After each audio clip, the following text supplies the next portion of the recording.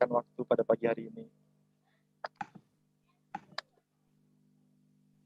Baik, acara akan segera dimulai. Assalamualaikum warahmatullahi wabarakatuh. Selamat pagi, Shalom, Om Swastiastu, Namo Buddhaya, Salam Kebajikan. Selamat datang di webinar Himpenas, Peran Generasi Muda untuk Masa Depan Sawit Indonesia. Kami ucapkan terima kasih kepada Bapak, Ibu, serta teman-teman yang telah hadir pada pagi hari ini. Kita bisa berkumpul bersama dalam webinar ini untuk bisa menciptakan minggu produktif di pagi ini ya, Bapak, Ibu. Yang terhormat, kami ucapkan kepada Ibu Syahnas Desta Oktarina PSD, selaku Pejabat Unit Kerjasama dan Dukungan Penelitian PKS. Selamat pagi, Ibu. Selamat pagi semuanya, tetap semangat. Ya, semangat Ibu, terima kasih. Kemudian yang terhormat Bapak Perdana, selaku Head of Business Academy PT Smart Tbk. Selamat pagi Bapak. Ya, selamat pagi semuanya. Pagi Bapak, terima kasih sudah hadir. Kemudian kami ucapkan yang kami hormati Dekan Fakultas Vokasi Institut Teknologi Sains Bandung, Bapak Dr. Asep Yunta Dharma STMT. Selamat pagi Bapak. Selamat pagi Bapak Ibu. Selamat pagi Bapak, terima kasih Bapak. Dan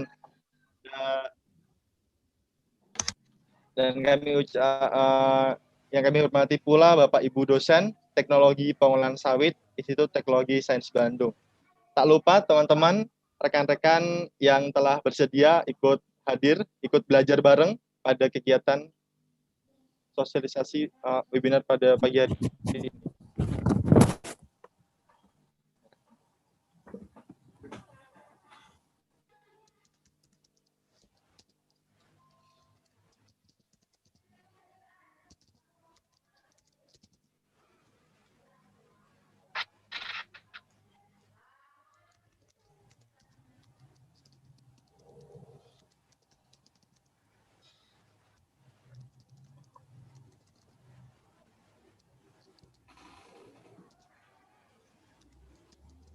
Terputus ya, bridging. Halo, Bagas. Halo. Iya, terputus nih. Terputus ya.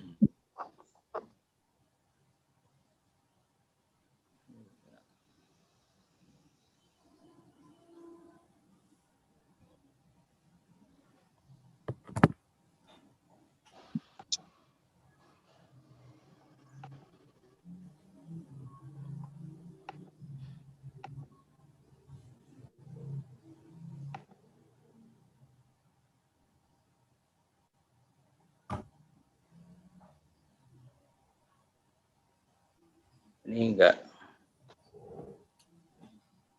Halo, mohon maaf, apakah suara saya terdengar? Terdengar, Bagas. Mohon maaf Bapak, mohon maaf koneksi ini sedang hujan. Halo, ini. Bagas. Oh baik. Iya, ini biasa, mohon maaf. biasa Bagas.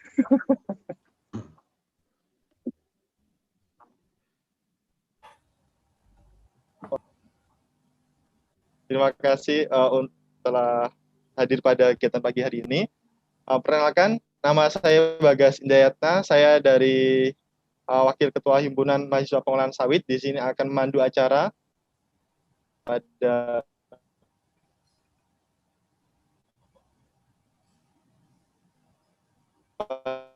pagi hari ini.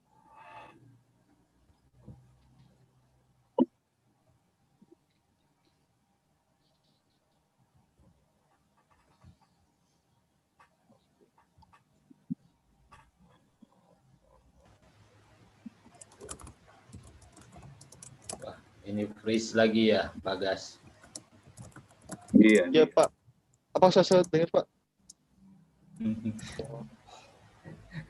Ada cadangan ini enggak pembawa acara yang sinyalnya bagus?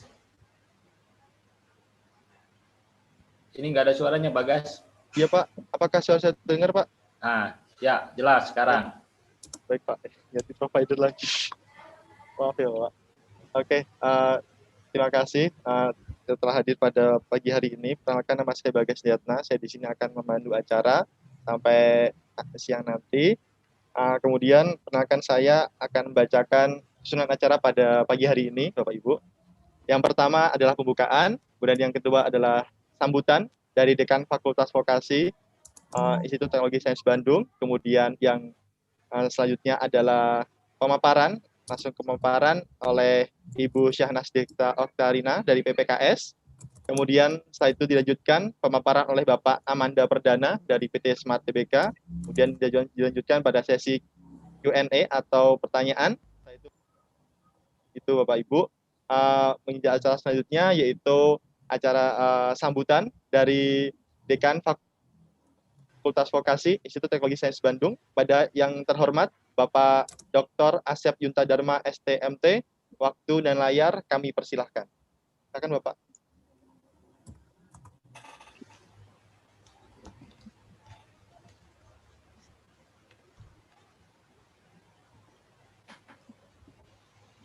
Oh, Bapak. Bentar Bapak Ibu ini. Ini Pak Asep, ini juga ya sama. Please, Ya. hilang. Selamat pagi Bapak, Bapak Asep.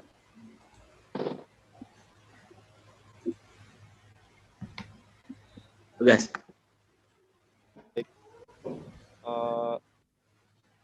Acara selanjutnya yaitu sambutan dari Bapak Asep Yunta Dharma selaku Dekan Fakultas Vokasi Institut Teknologi Sains. Waktu dan layar kami persilakan Bapak untuk dapat melaksanakan sambutan. Baik,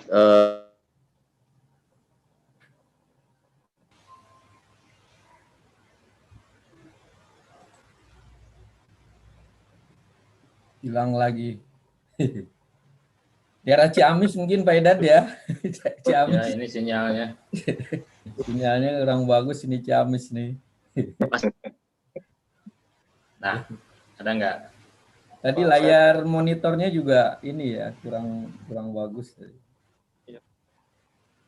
Bapak Asep. Ya memang webinar itu ini kelemahannya di sini ya ketika sinyalnya itu. Ya. Tapi semakin hari semakin biasa Pak, jamak Pak. Terbiasa gitu ya Pak. Biasa. Dengan kondisi seperti ini ya. Bagas, sambutannya dari siapa saja? Apakah bisa dilewat ke sambutan kedua? Barangkali ada sambutan kedua, enggak?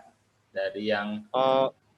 Ya Bapak, sambutannya dari Dekan Fakultas. Kalau misalkan Bapak Asep masih berhalangan sinyal, mungkin bisa lanjut ke acara selanjutnya gitu Bapak Ibu ya. Nanti disambungnya di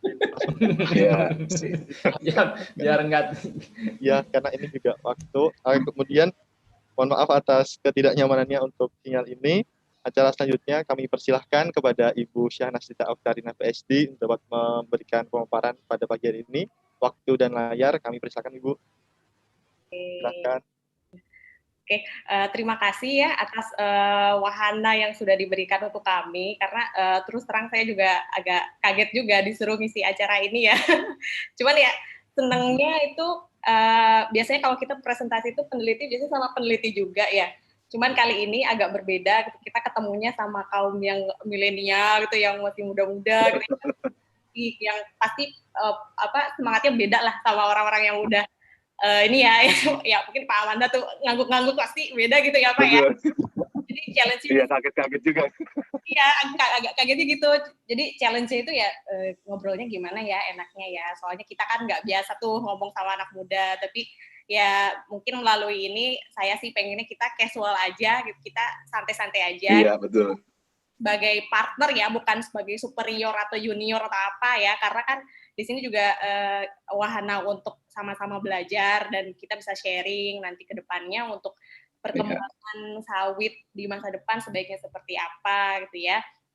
Ya baik ya Bagas, dan untuk semua jajaran pejabat di ITSB, terima kasih sudah memberikan kepercayaan kepada kami, dan izinkan saya untuk sedikit memaparkan ilmu yang mungkin bisa kita kaji bareng-bareng, bisa kita sharing bareng-bareng, dan semoga ilmu ini bermanfaat ya. Mungkin saya bisa mulai share screen saya di ini ya, PowerPoint. Sebenarnya kemarin kan Bagas udah nanya ya sama saya, Ibu mau 20 menit atau 30 menit. Nah, saya tuh mikirnya kayaknya ini mah kan kalau akademisi mah nggak begitu harus banyak ngomong, saya 20 menit aja. Tapi pas tadi pagi saya buat slide-nya ternyata ada 37, jadi ini tolong nanti diingatkan kalau misalkan saya udah berlebih gitu ngomongnya dan nggak sampai ke target. Ya, kita mulai aja share screen-nya, slideshow. Saya ini agak... Oke, bismillahirrahmanirrahim. Assalamualaikum warahmatullahi wabarakatuh. Perkenalkan nama saya Sahnas. Assalamualaikum warahmatullahi wabarakatuh. Ya, sekali lagi terima kasih dan salam kenal semuanya. Nama saya Sahnas. Saya dari Pusat Penelitian Kelapa Sawit. Peran saya di Puslit ini sebagai peneliti sekaligus sebagai supervisor di bagian kerjasama dan dukungan penelitian. Nah, di sini saya akan menceritakan sedikit mengenai apa sih strategi pemuda untuk masa depan sawit Indonesia dalam perspektif akademisi ya tentunya. Mengingat saya menariknya sih ini acaranya bagusnya itu organizer membuat dalam 2 sesi ya. Sesi pertama di dalam kacamata peneliti dan sesi kedua tuh dalam kacamata praktisi yang mungkin akan jauh berbeda, dan Pak Amanda nanti akan memberikan pemaparan yang jauh lebih detail ya. Mungkin saya di sini cuma sebagai pemantik aja. Lanjut aja ke slide selanjutnya, yaitu biasa klasik ya, outline. Di sini saya akan menceritakan apa aja, yaitu pertama tentunya secara umum kondisi sawit di Indonesia dan Indonesia itu sendiri, dan kedua tantangan dan peluang bagi pemuda Indonesia yang bergerak di bidang sawit dan strategi untuk bertumbuhnya seperti apa, dan terakhir adalah penutup. Nah, pertama adalah sawit Indonesia. Bagaimana sih kondisi sawit Indonesia secara umum? Kalau mahasiswa ITSB, apalagi Himpenas, pasti udah tahu lah ya, udah kayak tiap hari makanannya sawit, dan udah ngerti lah sawit Indonesia itu seperti apa secara umum. Yang mana kalau saya jelasin tentang slide ini, industri sawit di Indonesia itu at a glance, semua orang udah tahu gitu. Kalau sawit itu mempunyai nilai ekspor yang sangat tinggi gitu, bahkan sempat kontribusi kita terhadap PDB itu lebih besar dari migas di tahun 2018. Terus selain itu juga sawit itu menyerap tenaga kerja, baik yang langsung ataupun tidak langsung. Dan di sektor pertanian sendiri, nggak cuma kerja umum ya, tapi untuk petani itu sendiri juga banyak memperkerjakan petani dan memberikan pendapatan bagi petani. Dan juga di sisi lain memberi support kepada negara kita untuk ketahanan energi dan bisa menggantikan energi fosil melalui mandatory, sekarang udah B30 ya, ini maaf, ini slide-nya dibuat tahun lalu yang ini, jadi harusnya udah sampai B30, dan untuk current update yang sekarang, lahan kelapa sawit kita sudah secara aklamasi totalnya 16,3 juta hektar. Nah, tapi dengan segala kondisi umum dan kontribusi sawit yang kita tahu itu, sawit itu ternyata masih punya permasalahan transformasi, yaitu dikarenakan pada umumnya petani sawit Indonesia itu masih tradisional dengan lahan yang fragmented, lahan yang terpencar-pencar, kan sulit sekali untuk menerapkan kebijakan yang bisa di-comply gitu, dipatuhi secara bersama-sama.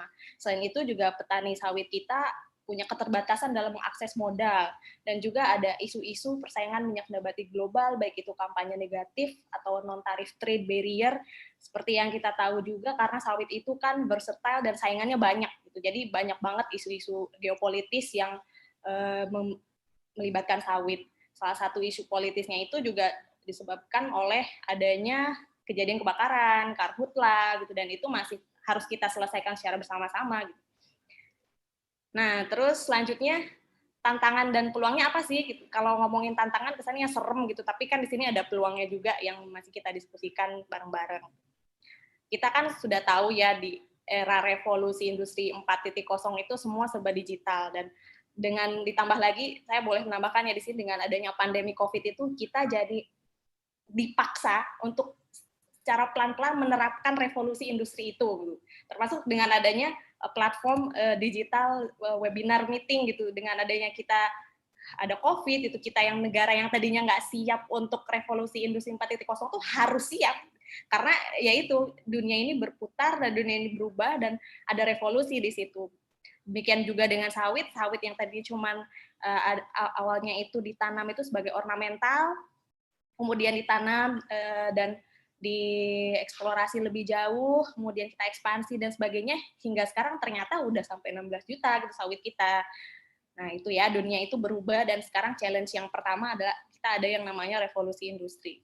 Terus juga secara lingkungan ada yang istilahnya VUCA atau volatility, uncertainty, complexity, dan ambiguity. Dalam lingkungan yang VUCA ini, gimana sumber daya manusia Indonesia itu harus punya leadership yang VUCA juga gitu. Leadership yang VUCA itu yang seperti apa? Leadership atau pemimpin yang punya visi, karena dunia itu volatil gitu. Jadi harus melihat ke depan gitu. Perubahannya itu akan seperti apa. Dan di tengah perubahan yang ada di depan itu juga kita tidak bisa menebak itu gitu. Uncertainty itu tidak pasti dan kita harus punya pemahaman ke depan sebagai pemimpin. Dengan ketidakpastian itu juga akan sangat kompleks dan kita perlu kejelasan. Dan dengan ambiguitas kita nggak tahu nih yang benar yang mana, sebaiknya apa, penugasan apa, kita harus agile gitu, kita harus gesit gitu, sehingga dalam satu penugasan lain kita bisa menyelesaikannya dengan baik. Itu dalam segi VUCA. Dan juga ada era disrupsi, di mana era ini memberikan kemudahan bagi siapapun dengan adanya platform dunia maya yang begitu mudah gitu. Jadinya transformasi bisnis juga sangat pesat, sehingga kita bisa lihat sekarang marketplace itu banyak tumbuh gitu. Ada niche market tertentu yang tumbuh, tapi juga dengan adanya tumbuhnya market tersebut atau produk tersebut itu juga menumbangkan atau mendisrupt teknologi atau pasar yang sudah ada gitu. Nah, sekarang saya mau tanya nih, sekarang ada namanya bonus demografi. Kira-kira menurut siapa gitu, ada nggak ya di sini yang bisa menjawab bonus demografi itu berkah atau musibah? Nih, kata Bappenas, berkah atau musibah? Coba ada yang mau memberikan komentarnya? Mungkin dari saya Muhammad Setiatomi dari Himpenas.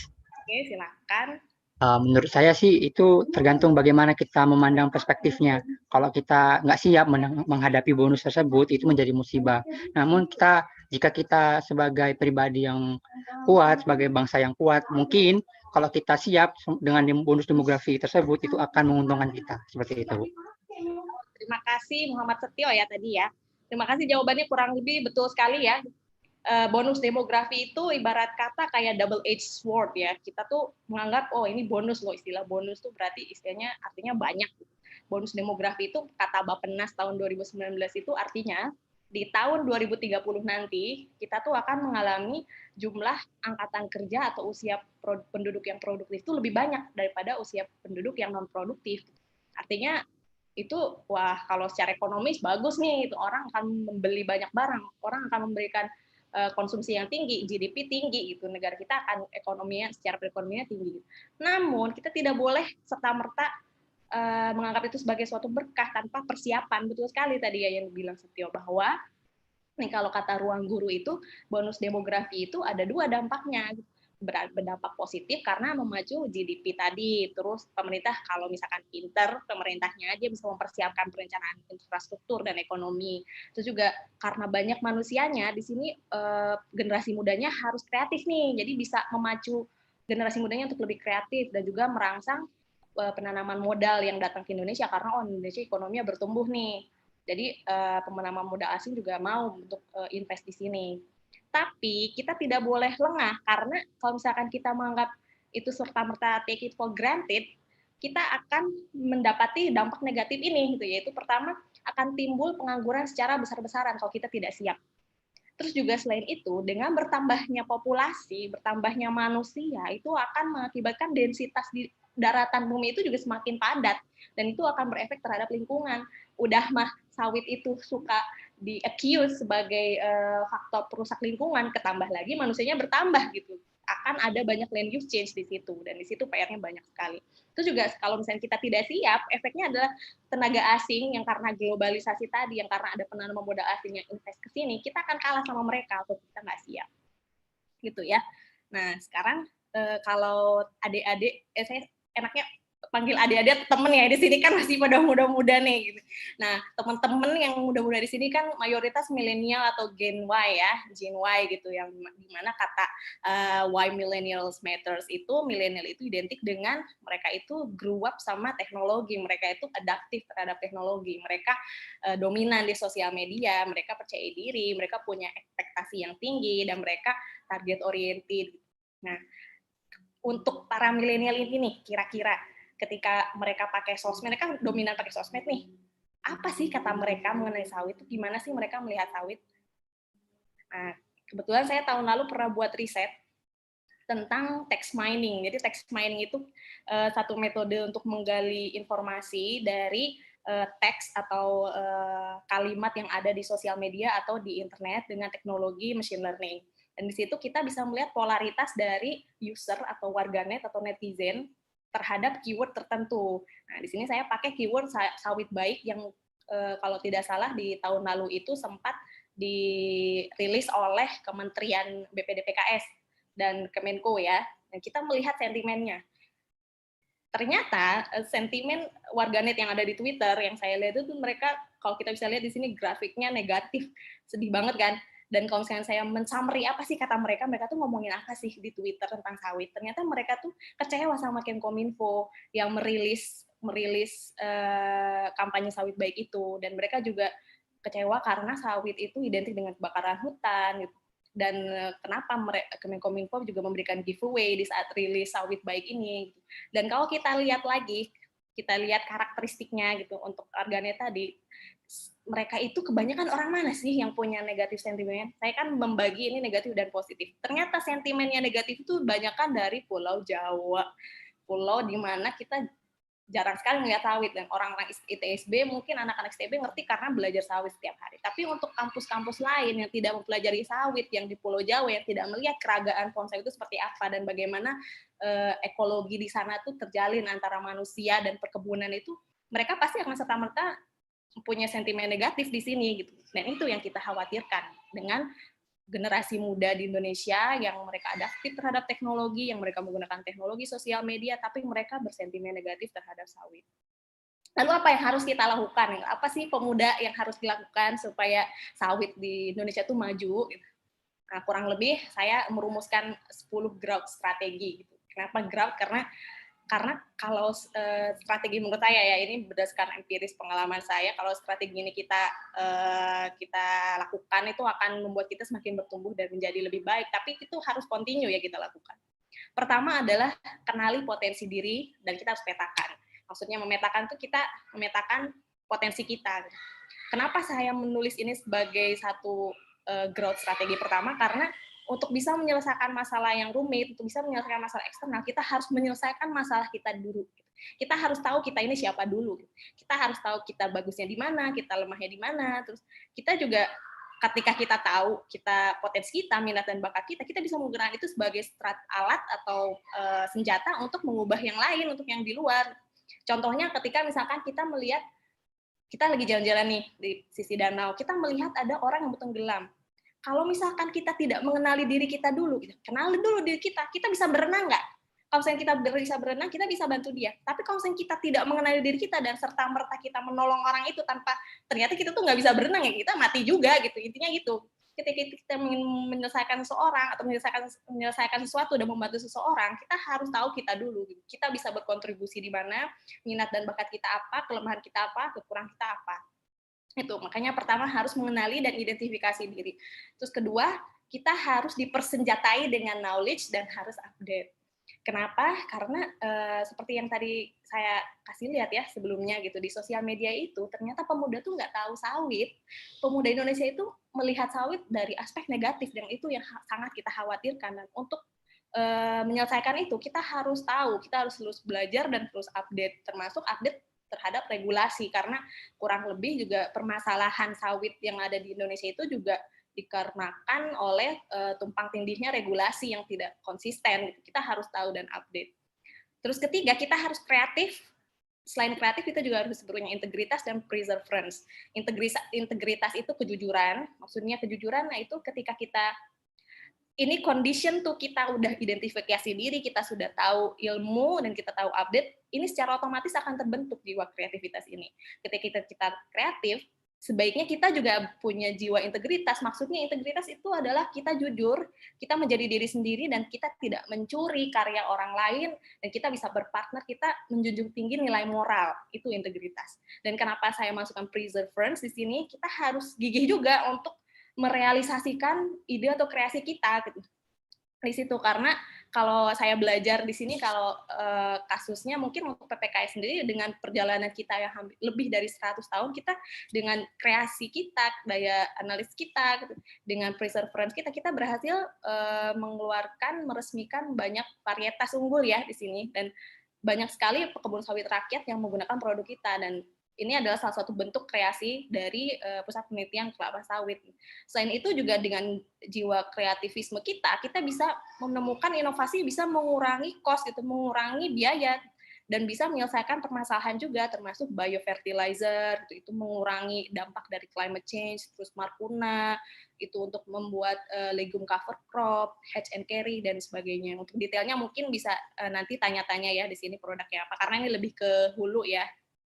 Selain itu juga kalau dalam pengolahan sawit sendiri di pabrik, kita dengan daya kreasi kita bisa menemukan teknologi nanodecalb gitu. Kita bisa menemukan apa sih formulasinya untuk mengurangi ALB gitu supaya kurang dari 3%. Nah, ini kita baru merilis nanodecalb ini yang akan digunakan di pabrik-pabrik kelapa sawit. Nah, selain itu apa lagi? Yang keempat adalah kita harus punya goal ya. Kita harus men-set medium goal, short term goal, dan long term goals. Kenapa kita harus membagi ini menjadi 3? Kita boleh punya cita-cita tinggi. Terus terang, saya pun punya cita-cita yang tinggi yang mungkin buat orang-orang yang lain dulu tuh nggak mungkin itu tercapai gitu. Kalau saya sendiri boleh curhat, saya tuh aslinya tuh orang Garut, Jawa Barat. Cuman saya dari kampung gitu, tapi saya punya cita-cita tinggi. Saya punya cita-cita pengen kuliah ke Jepang dengan beasiswa gitu. Untuk orang kampung di kabupaten terbelakang di Jawa Barat itu hampir sangat tidak mungkin untuk terjadi. Gitu. Tapi karena saya sudah membagi mimpi saya zaman dulu, gitu, ini kan memang kalau saya masih SMA, nggak mungkin dong ujuk-ujuk saya bisa dapat beasiswa keluar gitu, enggak gitu. Saya membagi mimpi-mimpi saya menjadi 3 cakupan gitu, mimpi yang jangka pendek, mimpi jangka menengah, dan mimpi jangka panjang. Dan mimpi untuk bisa kuliah ke Jepang itu jangka panjang deh, karena itu susah lah kalau harus langsung instan. Nah, short goals-nya apa? Berarti short goals-nya setiap ujian saya harus bagus nih ujiannya gitu. Saya harus serius nih, saya nggak boleh banyak main-main gitu, karena ujung dari muara dari mimpi saya itu yang di situ, long term goals. Nah, untuk mencapai long term goals itu harus small wins lah, kita harus dari langkah-langkah kecil itu, dari short term itu yang bisa kita cicil gitu. Istilahnya ini adalah mencicil mimpi dengan dengan strategi jangka pendek gitu. Selanjutnya berkumpul dengan komunitas. Ini lebih ke bagaimana kita berteman itu harus mencari teman yang sama-sama bisa menumbuhkan growth strategi juga gitu, sama-sama teman yang punya sensitivitas yang sama gitu dan idealisme yang sama gitu. Kalau misalkan saya pengen cita-citanya memajukan kelapa sawit Indonesia gitu, saya pengen memajukan kebun sawit rakyat Indonesia supaya mereka bisa tersertifikasi ISPO, tapi dia temennya sama LSM, temennya sama teman-teman Greenpeace, kan nggak nyambung gitu kan. Jadi sebaiknya kita berkumpul dengan teman-teman yang punya satu visi misi sama kita gitu, sehingga ketika misalnya kita, ya namanya juga manusia gitu, ada futurnya, ada up and down. Ketika kita lagi di down, kita bisa dapat asupan vitamin lagi dari teman-teman yang ngingetin kita, iya kita mau bikin acara ini, ikutan yuk, kayak misalkan Bagas nih buat acara webinar ini gitu. Pasti Bagas itu dikelilingi sama teman-teman yang juga mendukung suksesnya acara ini gitu, dan itu bagus gitu. Kita harus berkumpul dengan orang-orang seperti itu. Nah, selanjutnya dokumentasi, publikasi, dan diseminasi. Ini saya harus masukkannya diseminasi. Maksudnya apa? Ini masih nyambung ke yang tadi ya, yang sosial media, persepsi, dan sentimen analisis. Menurut saya, kenapa sentimen yang negatif itu sangat besar? Kenapa banyak orang yang menilai sawit itu jahat? Karena orang-orang yang mengetahui kalau sawit baik itu diam. Menurut saya itu. Dan kita harus mendokumentasikan gitu, dan mempublikasikan fakta-fakta yang kontrafaktual dengan itu gitu, fakta-fakta yang bisa mendukung sebenarnya ada bagusnya loh dari sawit. Ini tidak serta-merta kalau kita harus menyangkal, tidak. Kalau saya pribadi, untuk fakta-fakta yang mereka punya angkanya, misalkan pihak yang negatif itu mereka punya angka tertentu. Menurut saya pribadi, kita tidak mungkin, bukan tidak mungkin, menurut saya tools yang terbaik itu bukan menyerangnya dengan angka juga, karena pasti mereka punya perspektif yang berbeda untuk menghasilkan angka itu. Tapi kita harus problem solving oriented menurut saya gitu. Ketika mereka mencuatkan masalah biodiversitas atau masalah kebakaran hutan, kita tidak usah membuktikan ke mereka faktanya ini loh ada regulasi enggak. Tapi kita buktikan solusinya apa yang sudah kita lakukan, kayak misalnya Sinarmas itu sudah punya desa makmur peduli api gitu. Memang ada dokumentasi kalau ada kebakaran hutan dan lahan, tapi ada effort menuju itu yang menurut saya harus ditonjolkan di situ. Kita harus mendokumentasikan, mempublikasikan, dan mendiseminasikannya. Nah, termasuk kalau di PPKS sendiri kita udah sering ngadain acara webinar ya, gitu. Kalau ada yang beberapa anak-anak di sini, teman-teman di sini yang ikutan juga di sini kita sering ada Kamisan, itu klinik sawit ini tiap hari Kamis, ini juga tiap hari Kamis semua ya, kalau saya kurang tahu, tapi emang banyak banget di institusi kami menyelenggarakan webinar secara daring, dan ini salah satu kegiatan diseminasi yang kami lakukan. Nah, selanjutnya adalah memanfaatkan teknologi tentu saja, karena tadi kan ada ini ya revolusi industri 4.0, kita harus memanfaatkan itu, karena kalau enggak nanti kita enggak bagian nih kuenya bonus demografi gitu. Nah, kalau di PPKS kami teknologinya udah ke precision farming ya. Di sini kami juga mengaplikasikan drone untuk perkebunan kelapa sawit, untuk monitoring juga, untuk palm counting, untuk identifikasi serangan Ganoderma, dan ada beberapa peneliti kami yang terbaru itu kami kemarin udah buat early warning system sama early detection system untuk kebakaran lahan gambut. Itu didanai oleh BPDPKS. Dan belum kami tulis di sini karena baru Monef ya kemarin, jadi belum saya tulis di sini, tapi udah sampai ke situ pemanfaatan teknologinya. Dan juga kami udah dalam proses implementasi Smart Factory. Nah, dan kami juga punya aplikasi sawit berbasis Android ya, untuk dokter sawit, untuk wisawit, tebak umur sawit, dan kunci berkebun sawit, dan monitoring hama. Nah, yang selanjutnya itu problem solving orientation. Seperti yang saya tadi bilang, ini nyambungnya ke yang dokumentasi tadi ya. Kita ketika ada isu negatif tentang sawit itu, kita bagaimana kita membuat publikasi yang problem solving gitu, tidak yang menyangkal. Kalau saya lebih suka untuk ke solutif gitu ya, nggak yang menyangkal, karena ketika kita menyangkal mereka juga pasti punya datanya sendiri, dan cara mencari data itu kan berbeda perspektifnya gitu. Dan mereka bisa mengklaim data mereka juga betul. Nah, selain itu kalau di PPK sendiri problem solving oriented itu kita melihat di kasus yang smallholder yang ada di sini. Smallholder itu kita bilang vicious cycle of smallholder, karena hampir seluruh masalah kelapa sawit yang ada di Indonesia, masalah regulasi, masalah land use change itu karena smallholder. Ya, apalagi smallholder ini kan persentasenya 41% dari land cover-nya sawit kan.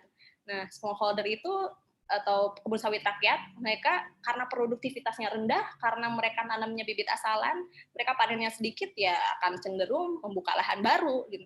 Kenapa mereka membuka lahan? Ya karena mereka juga ngejual TBS-nya dikit, mereka earning-nya dikit, mereka juga nggak punya kegiatan lain, diversifikasi nggak punya, jadinya ya cenderung deforestasi. Nah, sekarang kita mikirin gimana supaya nggak kayak gitu, berarti kita harus kasih uang juga dong sama petaninya. Petaninya tuh harus punya tambahan pendapatan yang lain dong, gitu, supaya dia nggak serta-merta menggunakan pendapatan dari sawit aja, dan akhirnya mereka akan ekspansi gitu. Jadinya salah satu solusinya adalah penggunaan biomasa sawit. Biomasa sawit itu apa aja nih? Ternyata ada dari terangnya nih, dari batangnya bisa jadi kayu, dari jusnya atau apa niranya bisa jadi gula merah nira, dari cangkangnya itu bisa jadi briket, terus dari tankos malah banyak banget nih, tankos tuh bisa jadi kompos juga, jadi emulsa, dan sebagainya. Ini yang midriff-nya itu lidinya, ini kayak lidi itu kan biasanya kalau di Jawa Barat itu kan dari lidi kelapa bisa jadi sapu ya, kalau dari sawit itu lidinya itu bisa jadi kerajinan gitu. Dan ini udah diaplikasikan di beberapa kelompok petani kebun sawit rakyat di daerah Sumatera Utara dan Riau. Nah, untuk menyelesaikan masalah juga, misalkan ini satu ketahanan energi, kita kan nggak mungkin dong bergantung terus sama fosil, yang mana kita udah bukan OPEC lagi Indonesia itu, tapi kita untungnya masih SIPOPSI ya. Dan kita di sini untuk menyelesaikan masalah ketergantungan fosil, kita ya kita melimpah dengan sawit, kita gunakan untuk konversi biodiesel gitu. Dan juga ada untuk menyelesaikan ketahanan pangan, sawit itu juga kan bisa untuk bahan pangan juga gitu, untuk shortening, untuk margarin, kita punya produk itu juga. Dan khusus nomor 4 dan maaf ini 5 ya harusnya, untuk 4 dan nomor 5 ini tuh terinspirasi dengan COVID pandemi juga gitu. Kita perlu banyak surfaktan untuk membuat bahan kosmetik, juga untuk membuat bahan sanitasi, juga vitamin dan imunomodulator gitu dari palm kernel oil. Imunomodulator itu untuk meningkatkan sistem imun ya. Ini sedang dalam tahapan riset. Mohon maaf Bu. Ya sedikit lagi ya, maaf Ya. ini ya maaf. Nah ini yang kedua dari tadi ini kita harus stay healthy. Kenapa? Karena ini sebenarnya saya bukan jualan Herbalife ya, cuman kebetulan aja nemu gitu. Jadi ini source-nya dari sini, dari Herbalife. Ternyata milenial itu 9 dari 10-nya hidupnya tuh sedentary. 9 dari 10, hampir dari 10-10-nya itu mereka duduk terus, karena kan ngelihatnya gadget, ngelihat HP, ngelihat desktop. Jadi karena sedentary, dan mereka juga jarang banget gerak, 7 dari 10 jarang banget gerak, jadi mereka dituntut untuk hidup sehat. Jadi milenial, anak-anak muda sekarang yang belum ngerasain gitu, ada berada di 40-an atau 50-an, kalian sering-sering lah exercise gitu, karena kalian udah lebih diem lagi gitu, kegiatan lebih sedikit lagi daripada senior-seniornya gitu. Nah, selanjutnya adalah empowering. Kenapa harus empowering? Empowering itu memberdayakan. Maksud saya di sini kita tidak hanya memberdayakan yang visi yang luar ya, eksternal, tapi sekeliling kita juga kita harus memberdayakan. Nah, penutup saya, Indonesia membutuhkan penerus sawit. Dan di Indonesia ada Pak sawit yang adaptif dan resilience terhadap perubahan dan tantangan global. Dan berlebihnya generasi milenial atau bonus demografi harus dimanfaatkan dengan bijak, khususnya yang berkaitan dengan sawit harus dilakukan secara kontinu, berkesinambungan, dan tetap memperhatikan 3P. Terima kasih, sekian dari saya. Assalamualaikum warahmatullahi wabarakatuh. Waalaikumsalam warahmatullahi wabarakatuh. Terima kasih Ibu. Luar biasa. Sangat membuka wawasan kami bagaimana pemuda bisa berperan gitu Bu ya. Ya. Tadi yang 10 growth strategi pemuda, dari mengenali potensi diri, kemudian bagaimana kita bisa bergabung dengan komunitas yang tepat tentunya dengan visi misi kita gitu Bu ya. Dan itu pula dengan kesimpulan yang luar biasa bahwa milenial Indonesia itu bisa mengisi masa depan sawit Indonesia gitu, harus lebih adaptif dan resilient terhadap perubahan dan tantangan global. Luar biasa Ibu. Untuk sesi setelah ini merupakan sesi langsung paparan, karena nanti bagi teman-teman ataupun rekan-rekan yang ingin bertanya mengenai materi Bu Syahnas saat ini sangat menarik, nanti bisa ditulis dulu di kolom, nanti akan kami bacakan atau mungkin kami persilakan untuk bertanya langsung di akhir sesi nanti, karena setelah ini adalah sesi pemaparan yang akan disampaikan oleh Bapak Amanda Perdana dari PT Smart TBK. Waktu dan layar kami persilakan Bapak. Baik, terima kasih Bagas. Saya akan siapkan share screen.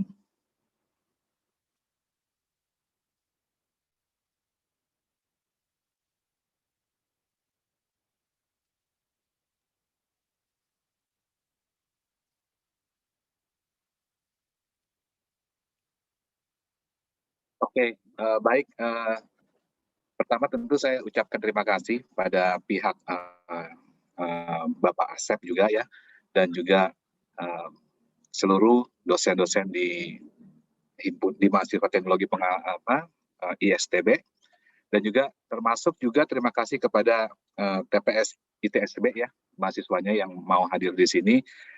Seperti yang tadi Mbak Sanas sampaikan, ini juga sesuatu hal yang masih dipersiapkan ya untuk bisa bicara dengan kaum milenial tentang peran generasi muda untuk masa depan sawit di Indonesia. Dan tentu saja saya yakin ini juga bukan persiapan yang mudah ya. Mbak Sanas tadi sudah menyampaikan banyak hal dan bagus sekali.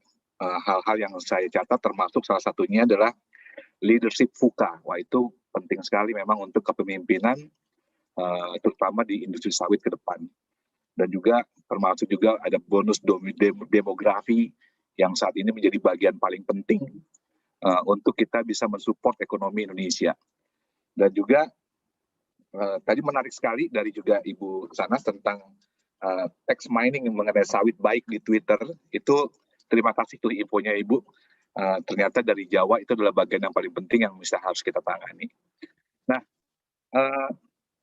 teman-teman, peran generasi muda untuk Indonesia, masa depan sawit di Indonesia ya, ini akan saya sampaikan dari kacamata seorang dari Sinarmas ya, atau saya mewakili diri saya sebagai Head of a Business Academy di Sinarmas. Nah, yang pertama sih yang harus kita sadari dulu adalah bagi teman-teman nih yang saat ini berada di kampus, harus sadari bahwa beberapa tahun dari hari ini kalian adalah akan menjadi calon-calon pemimpin masa depan di Indonesia. Kemudian kalian juga akan memegang amanah dan kepercayaan besar, terutama di dalam kancah perindustrian perkebunan sawit di Indonesia. Dan itu juga akan menentukan kesuksesan perkebunan sawit di Indonesia, yang dimana dalam waktu 10 tahun ke depan, bahkan 20 tahun, 25 tahun, dan bahkan sampai 2050, ini menjadi sebuah potensi besar bagi perekonomian di Indonesia. Dan saya rasa ini akan menjadi terdepan dalam industri yang mendukung kesejahteraan di Indonesia. Nah, namun dalam hal ini tentu saja kita kenali dulu nih beberapa hal apa saja sih produk-produk yang kita bawa ini, yang apa saja industri sawit itu menghasilkan. Dan tentu saja ada produk-produk di industri sawit yang sering kita kenal ini kan seperti minyak goreng ya, dan kemudian juga margarin dan lain sebagainya, dan juga ada, kalau bahasa sederhananya, ada lemak minyak sawit yang dapat juga diolah untuk bisa berbagai macam keperluan di industri restoran ya, kemudian juga bahkan untuk melapisi makanan-makanan yang ada yang sering kita makan seperti coklat dan lain sebagainya. Nah, di Sinarmas sendiri ini adalah produk-produk yang kita distribusikan ke seluruh konsumen di Indonesia, bahkan di dunia. Dan banyak hal dari turunan produk-produk, bukan hanya dari minyak ini, namun juga mungkin teman-teman juga udah sering kali melihat ini, terutama teman-teman udah ada di bagian dari teknologi pengelolaan sawit kan. Ini sangat surprising sekali bahwa hampir mungkin ribuan makanan yang ada saat ini itu sudah terkontaminasi dengan sawit itu sendiri, di mana tanpa sawit itu tidak mungkin dilakukan. Nah, contohlah sebuah kue ya, atau makanan kue-kuean kering yang tetap bisa kita kunyah dengan enak, yang kita bisa masukkan ke dalam microwave tapi tetap dengan lembut. Tentu itu ada unsur sawit di sana. Bayangkan kalau nggak ada unsur sawit, sesuatu yang kita masukkan ke microwave gitu, itu akan seperti kita makan batu. Nah, begitu juga di sisi instant noodle ya. Kalau teman-teman perhatikan, sebungkus mie itu 20%-nya itu adalah beratnya itu adalah dari sawit. Jadi sebegitu besarnya kontaminasi sawit di industri makanan. Begitu juga di industri kesehatan dan juga kebersihan, mulai dari sampo. Nah, kenapa bisa ada sampo di dalamnya ada terkontaminasi sawit? Dan itu untuk kesehatan rambut ternyata. Gitu. Dan juga banyak sekali hal-hal yang sifatnya tidak bisa kita bayangkan dunia ini tanpa sawit. Nah, kita lihat dulu industri sawit dari kacamata di Sinarmas, bagaimana sih proses ini dilakukan semuanya. Saya akan masuk ke sebuah YouTube ya, saya akan channeling ke YouTube untuk sekitar 3 menit dulu.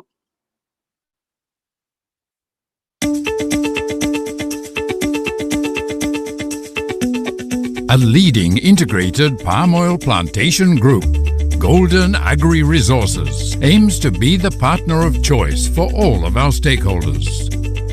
With decades of experience, we aim to be responsible and profitable.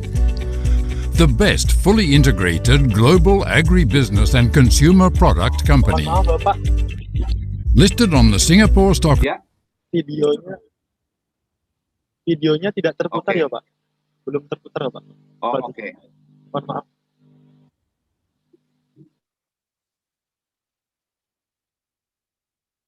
Oke. Mohon maaf ya, ini kendala biasanya begini nih. Coba saya akan share lagi dari sisi, tapi penampakan videonya sudah terlihat ya. Sudah, Pak. Oke. Exchange in 1999. Sudah terputar. Today, GAR products are found in more than 70 countries worldwide.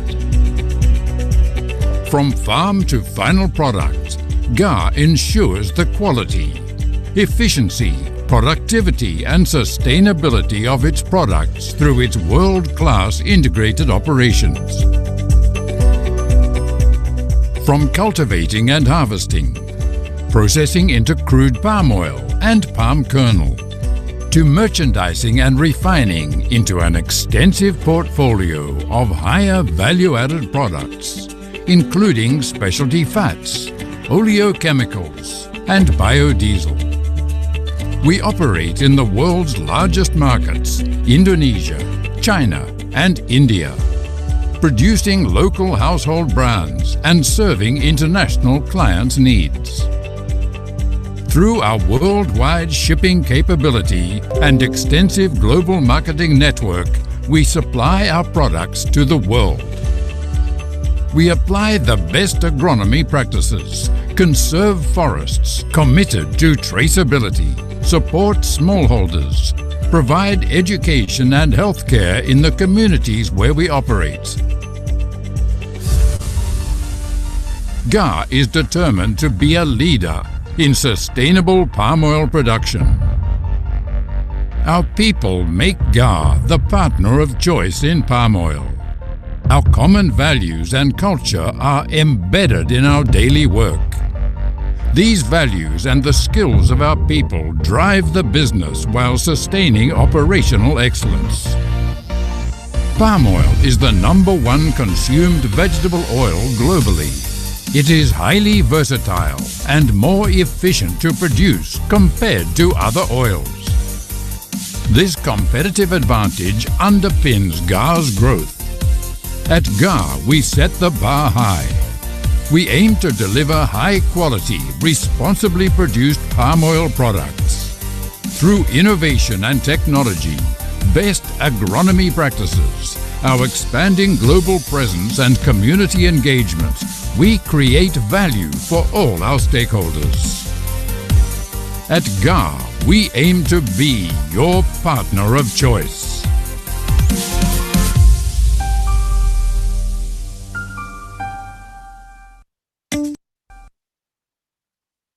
Oke, jadi industri sawit bahkan lebih dari yang kita bayangkan. Jadi ini bukan saja melibatkan praktisi-praktisi sawit itu sendiri, tapi ini tentang komunitas di sekitarnya, tentang pertumbuhan ekonomi, kependidikan, dan lain sebagainya. Nah, rangkaian proses inilah yang kita lakukan dan melibatkan banyak orang di sana, mulai dari penanaman, pembibitan, perawatan, kemudian panen, dan kemudian penggunaan teknologi setelah kita mengangkutnya dari perkebunan kita, masuk ke dalam beberapa proses yang cukup variatif ya, mulai dari kernel charging plant-nya, kemudian mills-nya, dan sampai ke refinery-nya, bagaimana semua unsur-unsur produk sawit itu diolah menjadi berbagai macam kebutuhan seperti minyak kelapa sawit untuk memasak, kesehatan, biodiesel, dan sebagainya. Kemudian logistik kita juga sudah siapkan untuk menuju ke seluruh konsumen kita di dunia. Nah, hampir pelanggan kita itu adalah Eropa ya yang terbesar, kemudian China dan India itu adalah yang paling besar dalam kita mengekspor. Dan customer-customer kita adalah customer-customer besar di dunia yang mengolah makanan tersebut seperti Nestle, P&G, kemudian dari sisi produk-produk kebersihan, ya, Unilever, Cadbury, makanan, restoran cepat saji, McDonald, Pizza Hut, Burger King, dan lain sebagainya. Nah, ini sangat besar sekali potensi dari sawit itu sendiri. Nah, kemudian berikutnya adalah peran kita nih sebagai pemuda-pemuda yang ingin mendorong industri ini menuju global. Dan bagaimana kita menghadapinya. Nah, kebanggaan kita menjadi bagian dari industri ini yang harus kita bangun. Dan dari kacamata kami, dari praktisi, itu adalah hal yang paling ingin kami bangun di masyarakat sekitar kami. Bagaimana konsekuensi antara industri sawit dan juga kesejahteraan Indonesia itu menjadi sangat penting. Nah, Mengenali kontribusi industri sawit untuk negeri ini dan dunia, ini akan saya sampaikan agar dapat dipahami. Nah, saya udah buat nih beberapa untuk bisa menyampaikan secara milenial. Tadi Mbak Sanas juga punya kesulitan yang sama, saya juga Mbak Sanas. Jadi, saya tulis ini fakta gue bangga sama kerennya industri sawit. Ada 3 hal yang ingin saya sampaikan. Pertama, fakta tentang kebutuhan dunia itu sendiri, dan juga tentang kesempurnaan industri sawit itu sendiri. Dan kemudian, fakta-fakta keren yang orang mesti tahu. Kemudian juga tentang fakta bagaimana kita berkontribusi sebagai pemuda di sini. Nah, kalau kita lihat tentang kesempurnaannya adalah kalau kita prediksi, tadi kita disampaikan bahwa ekspor kita itu saat ini sudah mencapai 299,7 ton. Dan itu bicara sesuatu yang luar biasa. Nah, kebutuhan minyak nabati di dunia itu diprediksi hingga tahun 2050 hingga 300 juta ton. Itu sesuatu yang besar sekali, di mana hari ini kita di Indonesia saja baru bisa berkontribusi sekitar 47 hingga 52 juta ton per tahun. Dan dari sisi itu, di Sinarmas sendiri, baru mencapai sekitar 4,2 juta ton. Jadi ini sesuatu yang luar biasa punya potensi, di mana kita temukan, kalau kita lihat apa yang dipublish oleh beberapa global industry analytic di USA, ada 6 hal yang membuat sawit itu terus menjadi favorit ke depan. Peningkatan penggunaan kosmetik itu menjadi bagian sangat besar di sana. Kemudian meluasnya penggunaan dalam industri makanan, dan juga semua hal tentang permintaan dari berbahan baku sawit. Kemudian juga nutrisi dari kelapa sawit ini sekarang sudah juga mulai diminati. Dan yang paling berpotensi adalah biodiesel ke depan. Dan juga menjadi stasiun tenaga listrik. Nah, stasiun tenaga listrik ini di Jepang sendiri itu sudah mulai memindahkan ketenaga listrikannya dari tadinya batu bara ataupun tadinya adalah nuklir, itu dengan sawit. Dari mana? Dari cangkang sawitnya itu sendiri sebagai biomasa. Nah, kalau kita lihat dari 2020 ini, pertumbuhan terbesar dan tercepat yang pernah terjadi sebenarnya di saat ini adalah kita sudah meningkat sekitar 11 juta ton dari yang sebelumnya. Dan diprediksi tahun 2024 atau 2025, itu antara 85 juta ton hingga 110 juta ton. Bayangkan tadi ya, Indonesia itu ada di posisi sekitar 47 juta ton dalam berkontribusi. 2050 itu sesuatu yang luar biasa. Dengan semua potensi yang ada hari ini, kita harus berpikir keras bagaimana kita berinovasi dengan lahan terbatas ini bisa mensuplai dunia dengan sampai memenuhi kebutuhan mereka. Nah, saat ini kebutuhan yang ada di dunia itu sekitar 47% itu dikontribusikan oleh Indonesia. Nah, teman-teman, ini artinya apa nih bagi bangsa kita? Ini artinya sebuah kesempatan mensejahterakan bangsa. Di mana langit adalah batasnya, karena dengan semua kemampuan kita ada hari ini, itu hanya ada di sekitar 50 juta ton. Gitu. Nah, teman-teman, Indonesia adalah juaranya. Seperti teman-teman tahu bahwa sawit tidak bisa tumbuh di benua lain selain yang berada di garis khatulistiwa ini. Amerika, Eropa, itu sesuatu hal yang tidak mungkin dapat dilakukan hingga saat ini. Dan kita adalah yang terbesar saat ini. Nah, konklusi pertama tentang mengenai kesempurnaan sawit bagi kita adalah margin keuntungannya itu dan sedang mudah diproduksi bagi kita, permintaan internasional yang besar, biaya produksi sawit yang sangat efektif, tingkat produktivitas yang tinggi, kemudian ada harapan penggunaan mengganti bahan baku bensin hari ini ya, bahan bakar lah dan sebagainya, itu menjadi biogas ke depannya. Artinya akan muncul Arab Saudi kedua dalam beberapa tahun ke depan, yaitu ada di Indonesia sebagai kontributor bahan bakar gitu. Nah, kemudian fakta-fakta keren apa lagi sih yang ada? Nah, saya akan lakukan ini, saya sampaikan dengan cepat karena waktu ya. Nah, yang pertama, sawit selalu tumbuh subur di Indonesia dengan produktivitas terbaik dibandingkan hampir seluruh minyak nabati yang ada di dunia. Nah, sawit kita ini sudah menghasilkan hingga fakta kedua 320 triliun untuk devisa negara. Ini tentang kesejahteraan berarti. Kemudian fakta ketiga, minyak sawit bisa menggantikan minyak berbahan baku fosil. Dan itu adalah sebuah fakta yang sedang menuju ke sana. Kemudian fakta keempat, minyak sawit itu dipastikan higienis. Artinya kita adalah satu-satunya produk nabati yang memiliki sertifikasi dalam pemrosesannya. Nah, ini berarti sesuatu yang menjanjikan bagi konsumen ke depan. Dan kebutuhan terkait dengan kosmetika dari tahun ke tahun, itu perempuan semakin ingin lebih cantik, bukan? Gitu. Sehingga berbahan baku dari sawit itu semakin dibutuhkan ke depan. Fakta ke-6, bahwa kita juga direkomendasikan sawit sebagai bahan pangan, sebagai pengganti, sebagai pelengkap di bawah FAO dan WHO yang menerbitkan ini. Dan fakta ke-7 juga demikian. Sawit justru sebenarnya dibawa oleh orang Eropa ke negeri kita ini. Dan namun saat ini mereka lah yang sedang menyerang industri sawit ini.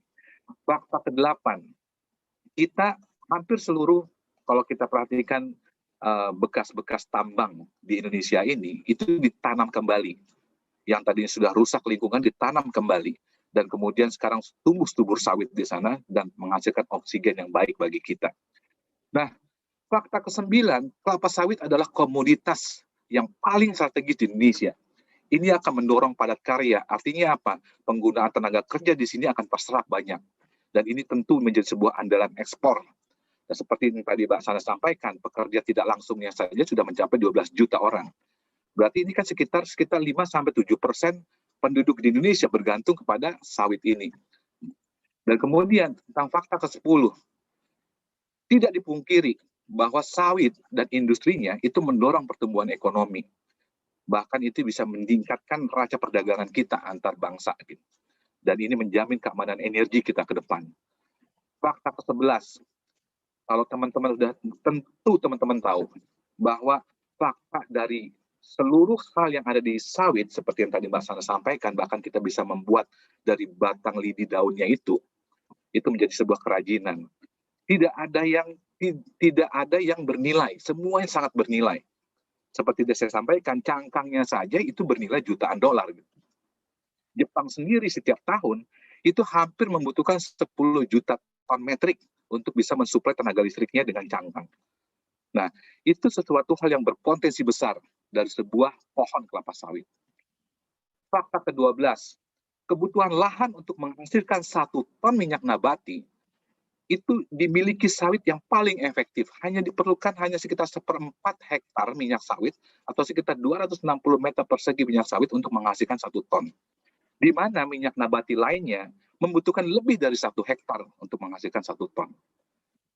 Fakta ke-13, bahwa kelapa sawit adalah tempat di mana lahan-lahannya itu, kalau kita lihat di sini, menghasilkan 35% dari total minyak nabati di dunia, itu hanya memerlukan 10% lahan pertanian dari seluruh lahan pertanian yang ada.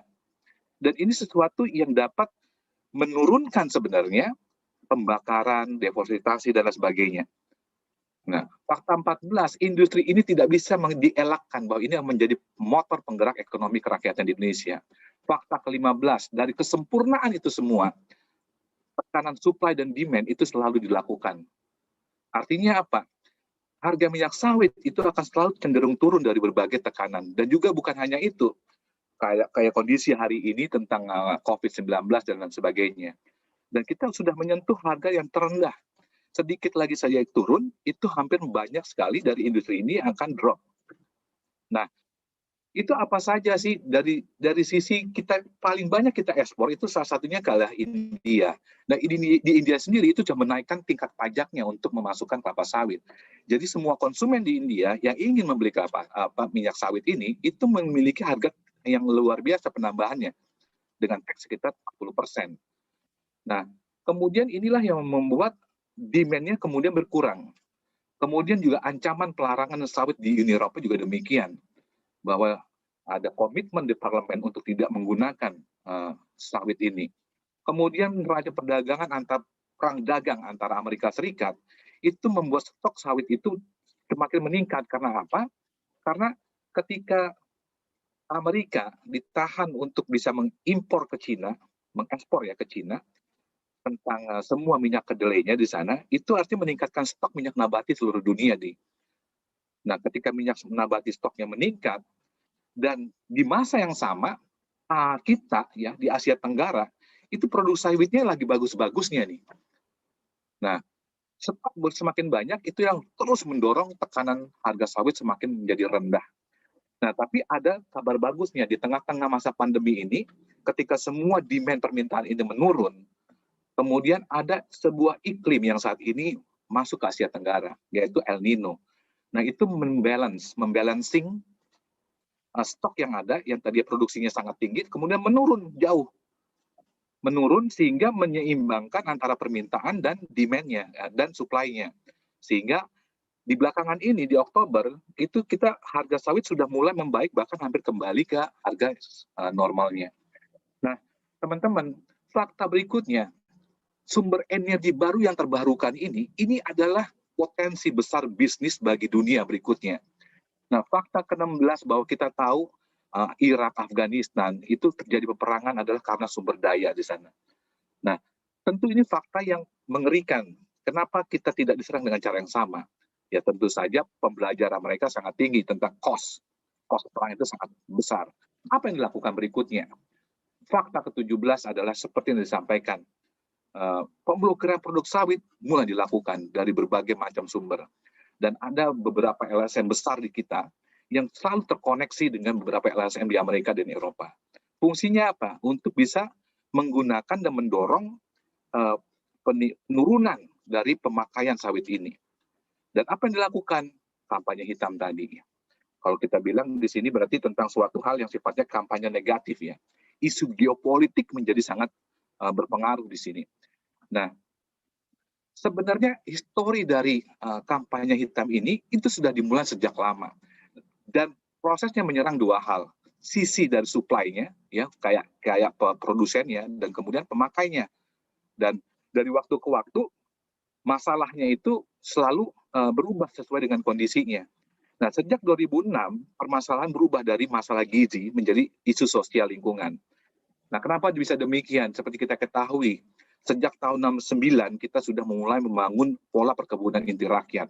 80 sampai tahun 2006 Indonesia memulai menanam kelapa sawit dengan pola PIR. Ya. Kemudian apa yang terjadi tahun 2006? Meledak.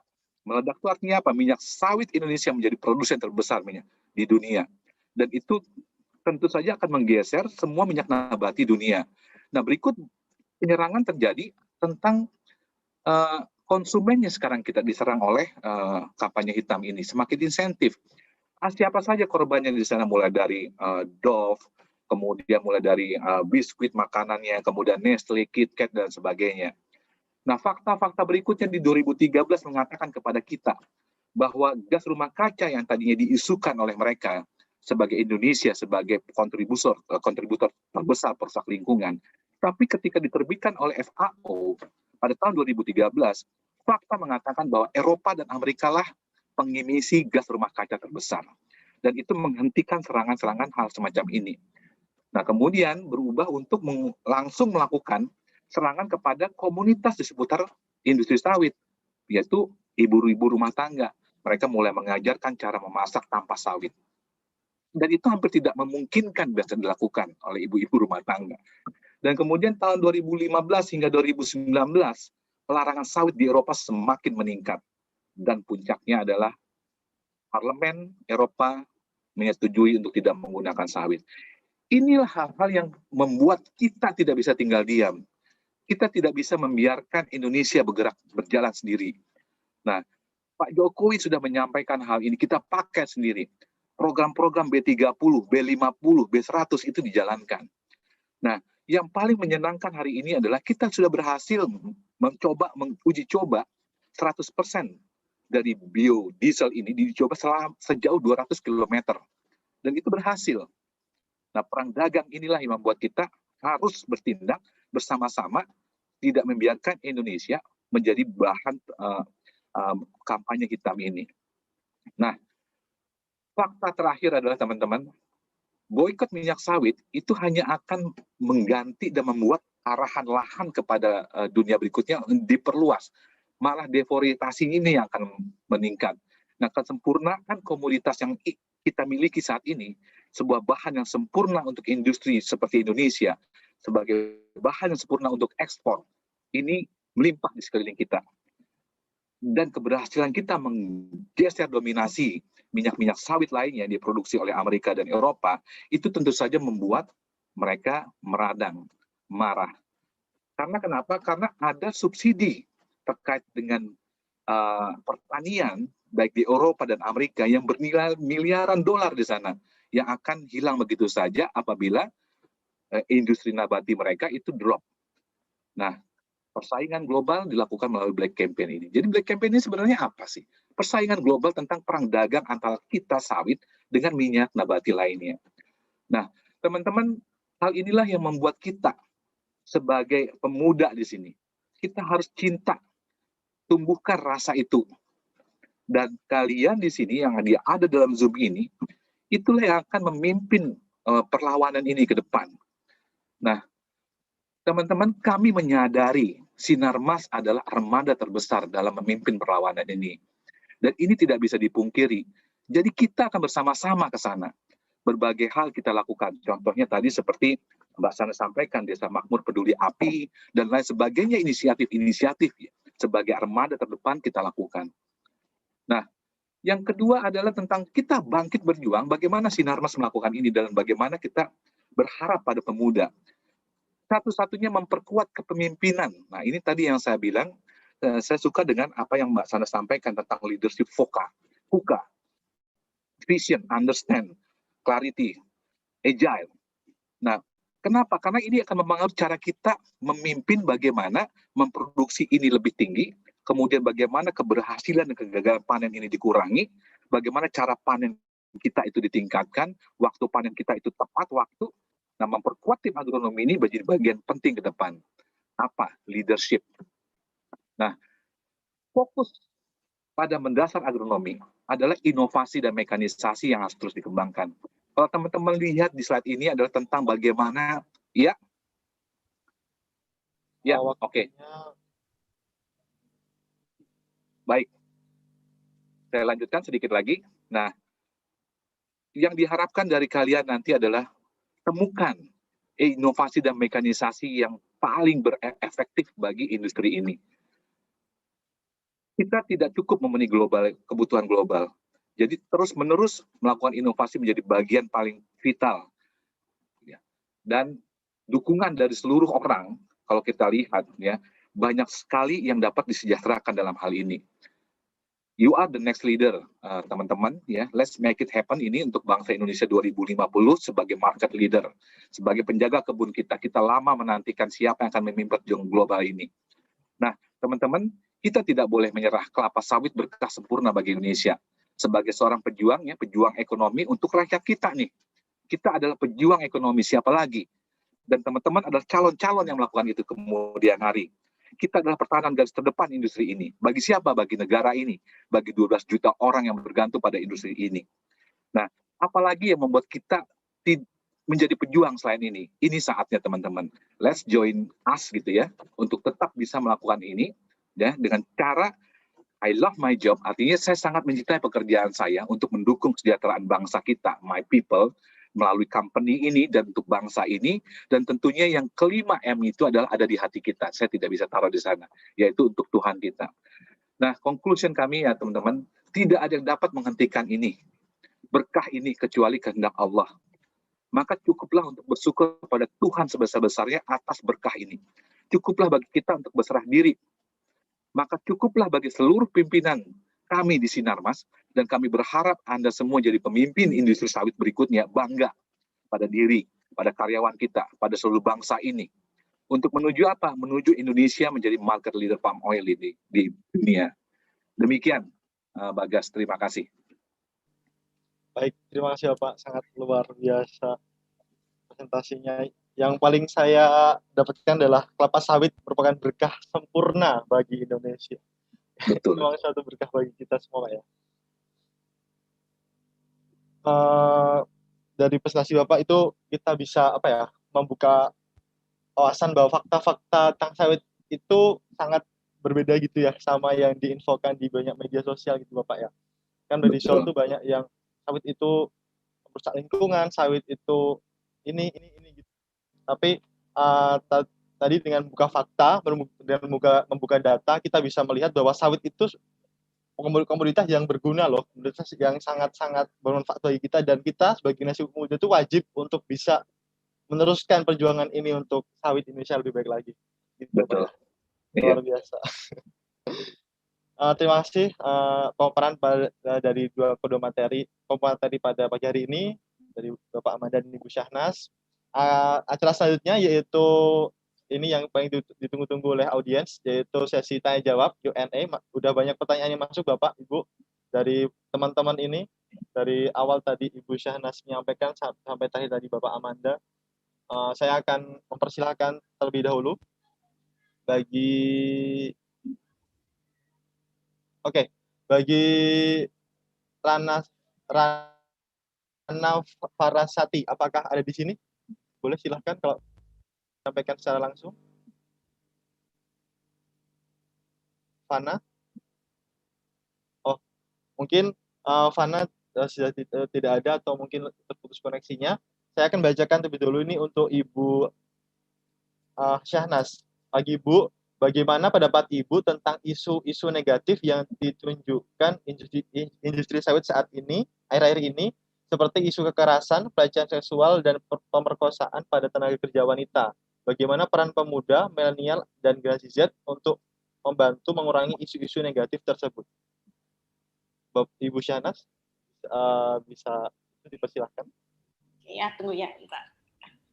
Ini pertanyaannya menarik sekali ya, karena memang isu tentang gender ya, gender inequality di kelapa sawit itu akhir-akhir ini marak. Dan kalau misalkan kita di penelitian itu kan memang penelitian kelapa sawit itu biasanya ada 6 research group, dan salah satu research group itu adalah mendiskusikan mengenai sosial ekonominya kelapa sawit. Kalau di kita sendiri biasanya bagi kata senior peneliti di sini, mereka suka melihat gitu trennya. Ketika harga itu naik, harga sawit itu dinamis banget gitu, tiap hari itu kita nggak bisa tebak itu akan naik atau turun. Tapi ketika harganya itu bagus banget naik, terus itu biasanya siap-siap aja tuh, pasti ada sentilan kayak gitu-gitu, nanti MCPD lah, gitu, Karhut lah, gitu, child labor lah, itu pasti bakal ada yang diusung kembali, tiba-tiba ke blow up aja gitu. Padahal kalau pikir-pikir lagi ya, untuk pekerja wanita di sektor kelapa sawit, saya bukannya mendiskreditkan itu, tapi di semua sektor pertanian Indonesia, perkebunan juga, semua petani itu pasti ada perempuannya. Jadi kalau misalkan mau ada misalnya, kok di sawit mau kerjakan perempuan sih, kok kenapa ada kekerasan atau gender inequality di sawit, sebenarnya memang semua sektor pertanian di Indonesia memang sudah culture-nya tuh ada pekebun perempuannya di situ gitu.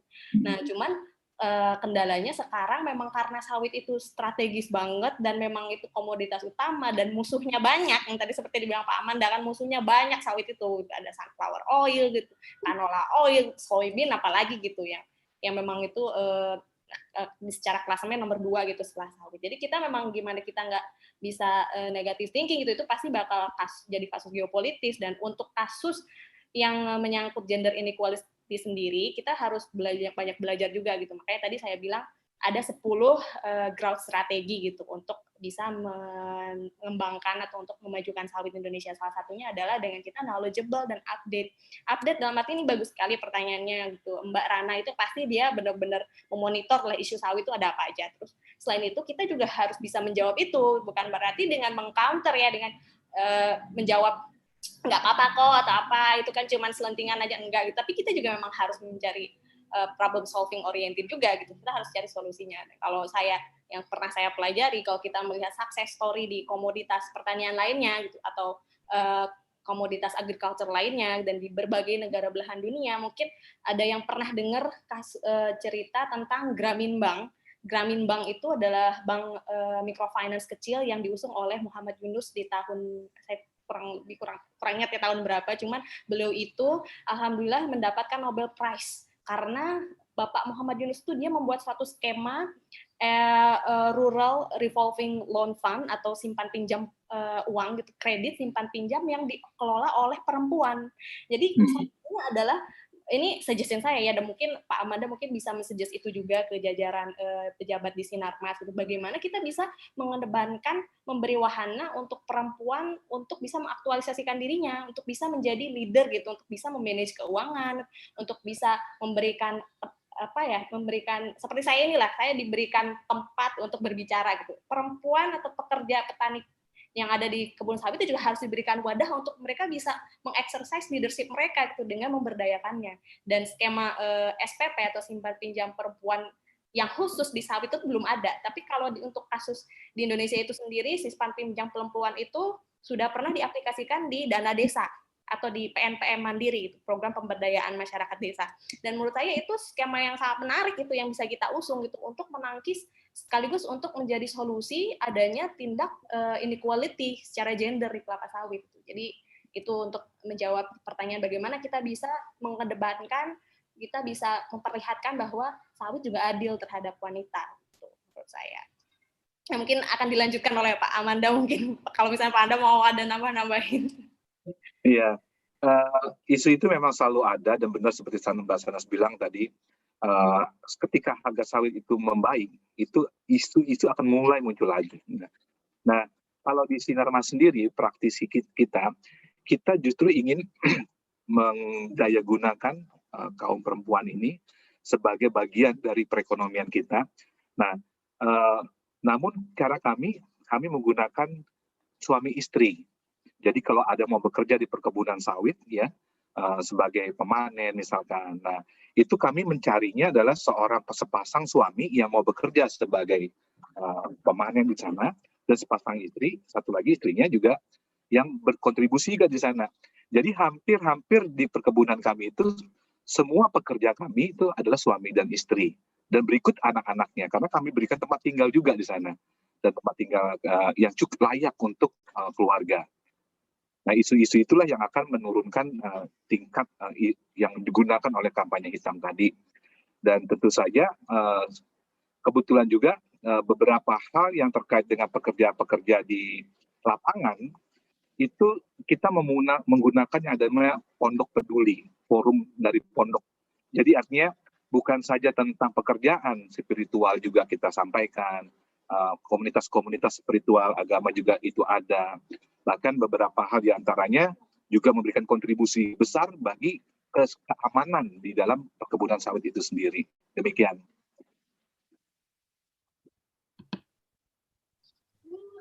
Baik, terima kasih Bapak dan Ibu yang telah menjawab pertanyaannya.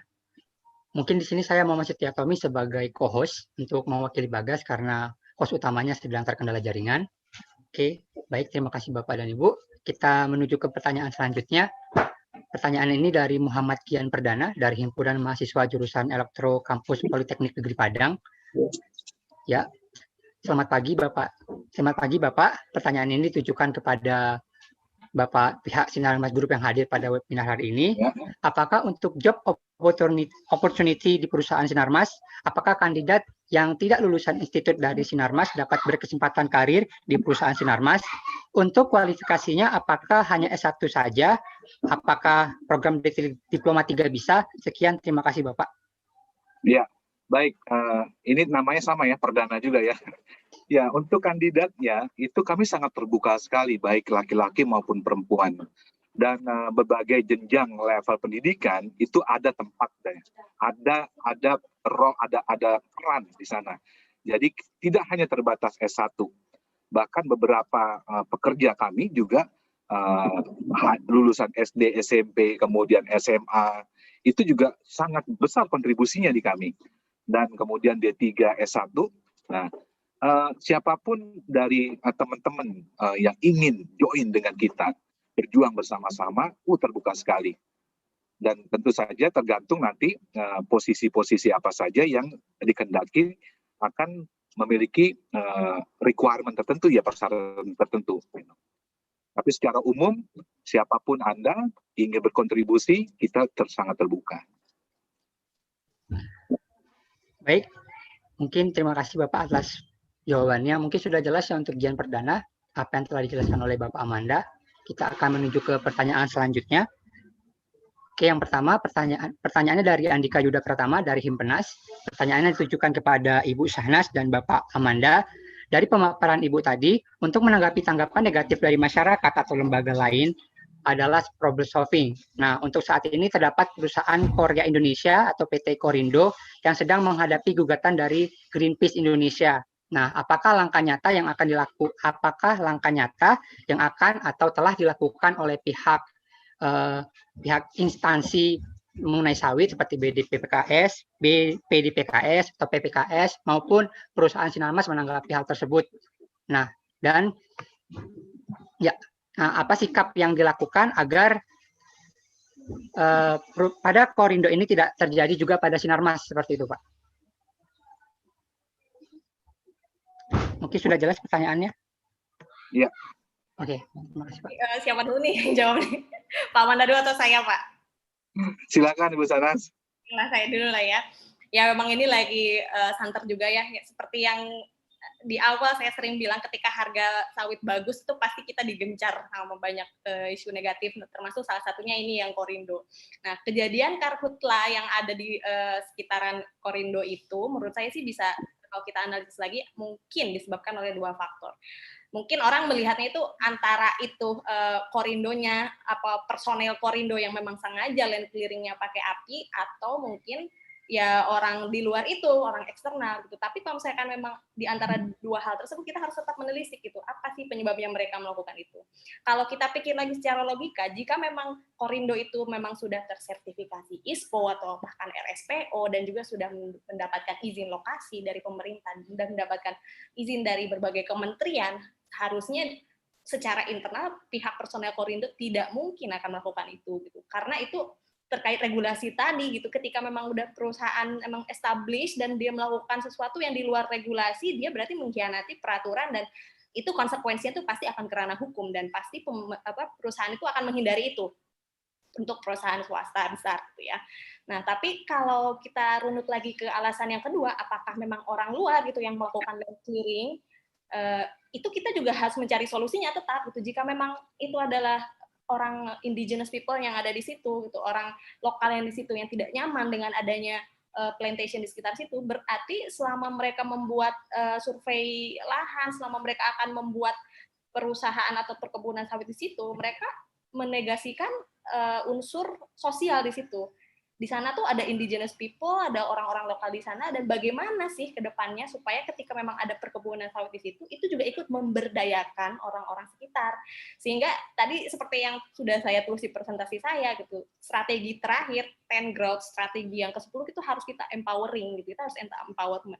Ketika ada ketimpangan antara perusahaan dan sekitar plasmanya atau sekitar lingkungannya dia, itu pasti akan terjadi suatu konflik, dan karhutla itu salah satu bentuk terjadinya konflik. Dan bagaimana kedepannya supaya tidak terbentuk seperti itu, ya kita harus memberdayakan orang-orang sekitar di sana dengan mempercayakan atau memberikan kegiatan-kegiatan pemberdayaan seperti yang tadi Pak Amanda bilang gitu, memberikan ibaratnya kayak kegiatan keagamaan, kegiatan yang psikologis dan bisa memberikan income generating buat mereka gitu. Menurut saya seperti itu. Dan selain itu juga yang harus dilakukan adalah, karena ini isu strategis, jadi khusus untuk kasusnya sawit itu, pemerintah kita itu sudah menetapkan beberapa kementerian menjadi satu Kemenko gitu di bawah BPDPKS. Ada Kementerian Perdagangan, Kementerian Perekonomian, Kementerian Pertanian, Perkebunan gitu, ATR BPN, Kementerian Sosial, yang luar negeri bahkan gitu. KLHK juga bergabung dalam Kemenko tersebut. Masalah ini tuh harusnya diselesaikan secara sinergi antar kementerian tersebut gitu, dan tidak serta-merta karena ini sawit gitu yang menjadi objek permasalahan, sawit sendiri yang menyelesaikan, tidak gitu. Tapi itu juga harus ada bantuan dari Kementerian LHK juga, yang juga mereka memang tupoksinya untuk mengurusi masalah hutan gitu. Jadi menurut saya seperti itu. Jadi harus ada sinergi antar kementerian. Ya, mungkin dilanjutkan oleh Pak Amanda ya. Oke. Ya, kalau dari sisi organisasi dari pihak praktisi, Karhutla ini, kebakaran hutan itu menjadi pokok penting, dan itu adalah bagian paling penting dari sebuah sertifikasi. Jadi seperti Pak Sanas bilang tadi, saya yakini organisasi-organisasi yang telah mengikuti SPO ataupun ISPO itu akan sangat tidak mungkin melakukan itu, pertama. Kemudian kedua, kemudian bagaimana kebakaran itu dapat terjadi, Mungkinkah itu land clearing yang digunakan oleh sebagian orang kemudian menyebar ke area mereka di Korindo? Itu harus penuh dengan investigasi. Namun ada hukuman terkait dengan itu, tentu itu ada. Nah, di pihak Sinarmas banyak hal yang kami lakukan agar itu tidak terjadi, agar industri ini tidak dirugikan. Contohnya kayak tadi, Desa Makmur Peduli Api, itu bagian penting, dan hampir di setiap pelosok perkebunan kami, itu terdapat menara-menara api namanya. Nah, menara-menara api ini sekitar 30-40 meter tingginya, untuk melihat di mana ada asap muncul. Nah, ketika ada asap muncul, itu gerak gugus tugas kami, itu segera langsung datangi dan menginvestigasi. Hal yang pertama dilakukan adalah memadamkan. Nah, jadi hampir tidak mungkin bagi organisasi seperti praktisi di Sinarmas membakar lahan. Karena itu bagian dari kesepakatan yang round table antara semua pelaku industri itu. Nah, kemudian sanksi tegas, yang ketiga itu tentang sanksi tegas, itu diberikan langsung kepada pihak ataupun karyawan yang menggunakan cara melakukan pembakaran hutan ini. Dan sanksi tegas itu bukan tidak main-main, begitu itu ternyata diinvestigasi, adalah kelalaian yang dilakukan, bahkan ketidaksengajaan pun itu dapat membuat karyawan itu harus dikeluarkan. Demikian. Baik, terima kasih dan Bapak dan Ibu. Mungkin jawabannya sudah sangat jelas ya. Oke, kita selanjutnya akan beralih ke penanya selanjutnya. Di sini ada Ari Pratama dari Himpenas. Pertanyaannya ditujukan kepada Bapak Amanda Perdana, yang mana pertanyaannya adalah untuk kebijakan sosial dan lingkungan GAR yang telah dibahas sekilas pada pemaparan yang cukup menarik. Nah, poin apa saja nih Pak yang diperhatikan oleh Sinarmas mengenai GAR tersebut? Terima kasih Pak. Iya, tentu saja terima kasih. Poin-poin itu kami selalu merujuk kepada kebijakan RSPO yang disepakati bersama. Dan itu rutin dilakukan. Bahkan bukan saja para leader kami yang mendapatkan sertifikasi itu. Bahkan sampai ke para pekerjanya, itu juga harus mengenali. Nah, manajemen visit ke dalam perkebunan, semacam audit dan lain sebagainya, itu selalu rutin dilakukan agar dapat menjaga kesepakatan itu. Nah, terkait dengan kebijakan lingkungan, itu sungguh yang terdepan yang kami lakukan. Nah, bukan saja secara internal yang kita kelola, bahkan secara eksternal untuk dapat menginfluence seluruh organisasi praktisi terkait dengan perkebunan sawit, itu kami juga lakukan, seperti di GAPI, kemudian di beberapa organisasi lainnya. Nah, kalau terutama tentang kebijakan lingkungan, yang pertama adalah tentang kebakaran hutan. Pembukaan lahan itu hampir sama sekali tidak menggunakan api, ya. Kemudian terkait dengan limbah, seperti teman-teman tadi ketahui, limbah dari sawit itu sendiri hampir tidak ada sebenarnya. Jadi semua hal yang terpakai dan tidak terpakai itu digunakan kembali sebagai bahan bakar kami, sebagai pupuk, dan cairan yang keluar pun itu digunakan sebagai pupuk di seputar seluruh kebun kami. Nah, kebijakan lingkungan ini paling penting. Nah, kemudian kebijakan lingkungan yang lainnya apa? Tentang isu-isu sosial. Nah, pendekatan ada, kemudian kami bekerja sama dengan masyarakat setempat tentang ekonomi. Nah, kesejahteraan. Nah, bekerja sama dengan petani-petani plasma dan sebagainya. Kemudian apa yang kami lakukan? Kita juga menyampaikan kepada mereka bagaimana membuka lahan sebagai petani-petani plasma. Karena kenapa? Karena kita memiliki kemampuan ketelusuran, artinya sebuah pohon sawit yang kita peras, kemudian kita olah, dan kemudian sampai kepada konsumen, itu kita bisa ketahui itu berasal dari mana.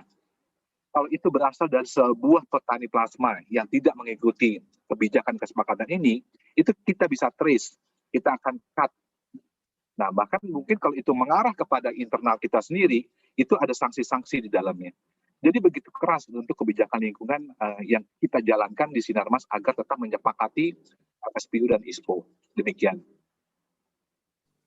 Baik Bapak, terima kasih atas jawabannya luar biasa. Berarti saya ini kembali lagi Pak ya, maaf tadi saya mengenai apa namanya tadi poin GAR ya Pak ya. Iya, betul. Ada di Sinarmas. Terima kasih. Untuk selanjutnya yaitu pertanyaan dari Saudara Ongki Diwardana dari Teknologi Pengolahan Sawit untuk Bapak dan Ibu materi, untuk Bapak Amanda dan Ibu Shana, Ibu dua-duanya. Apakah regulasi yang ada di Indonesia dapat mempengaruhi pandangan generasi muda terhadap sawit di Indonesia? Dan adakah regulasi baik dari luar maupun dari dalam yang memiliki potensi menghambat perkembangan sawit di Indonesia? Mungkin bisa dimulai dari Ibu dulu. Ya, saya dulu ya. Ya, silakan. Ladies first ya, Pak. Iya, ladies first. Ya, yang menarik sekali ya tadi mungkin gara-gara saya tadi keseringan ngomong regulasi ya, jadi kayak pada Ya. kan emang kan sasarannya ini kan mahasiswanya teknik semua ya, jadi kayak emang regulasi itu hal yang jarang terjamah gitu, memang betul. Tapi saya tetap ya, saya juga sebenarnya bukan ahli regulasi, saya bukan sarjana hukum, itu cuman ya karena memang saya tupoksinya di PPKS ini juga peneliti bioteknoekonomi, saya harus tahu gitu tentang regulasi yang sedang berlaku dan tumpang tindih regulasi dan sebagainya. Nah, mengenai regulasi tadi pertanyaan apakah regulasi Indonesia itu bisa mempengaruhi perspektif pemuda Indonesia ya itu tadi ya. Iya, Bu. Pada dasarnya menurut saya regulasi itu tujuannya baik menurut saya ya. Regulasi itu tujuannya baik, cuman kadangkala kenapa banyak yang pada praktisnya itu tumpang tindih karena memang regulasi ini juga syarat akan kepentingan juga gitu. Ini regulasi itu mengedepankan kepentingan siapa? Apakah kepentingan warga negara atau kepentingan sumber daya alam atau perekonomian dan sebagainya. Cuman untuk yang terkait sawit, mungkin yang menurut saya sih menarik itu terakhir itu adalah regulasi dari Perpres, Peraturan Presiden baru-baru ini sih, tahun 2020, nomor Perpres nomor 44, di mana memang di situ dilihat Presiden kita tuh sangat komitmen gitu, dengan adanya sertifikasi kelapa sawit Indonesia ISPO, Indonesian Sustainable Palm Oil, di mana di Perpres itu Pak Presiden itu menuntut untuk semua jajaran kementerian, untuk semua yang tadi saya bilang gitu, jajaran kementerian yang berada di bawah Kemenko untuk segera menetapkan itu sebagai mandatori gitu, karena memang sekarang ini banyak sekali gitu perusahaan-perusahaan sawit dan juga bahkan kebun sawit rakyat itu yang susah untuk bisa mendapatkan sertifikasi itu, mengingat tuntutan dari konsumen global juga karena mereka pengen ada ketelusuran. Tadi kalau untuk Sinarmas kan sudah ada ya, Sudah. sudah bagus gitu. Tapi untuk beberapa perusahaan swasta besar lainnya, apalagi smallholder itu sangat susah mereka untuk bisa trace sampai ke kebun. Dan tuntutan demand yang ada di global itu mereka tidak hanya menuntut ini ALB-nya di bawah 5% atau menuntut ini sustainable saja, tapi mereka pengen memastikan bahwa si benih sawit yang ditanam itu tidak ditanam di kawasan, harus sudah sampai ke situ. Sedangkan untuk ISPO sendiri memang harus kita akuin gitu, penerimaannya di level global tuh masih belum sebagus RSPO karena untuk ISPO itu belum sampai ke traceability yang itu. Nah, cuman ya untuk tahun ini Pak Presiden sangat komited, ingin sekali bahwa segera diselesaikan masalah itu, dan mungkin itu bisa memberikan sentimen positif ya untuk pemuda kita, pemuda yang di Himpenas ini untuk tetap positive thinking lah gitu untuk sawit Indonesia ke depan.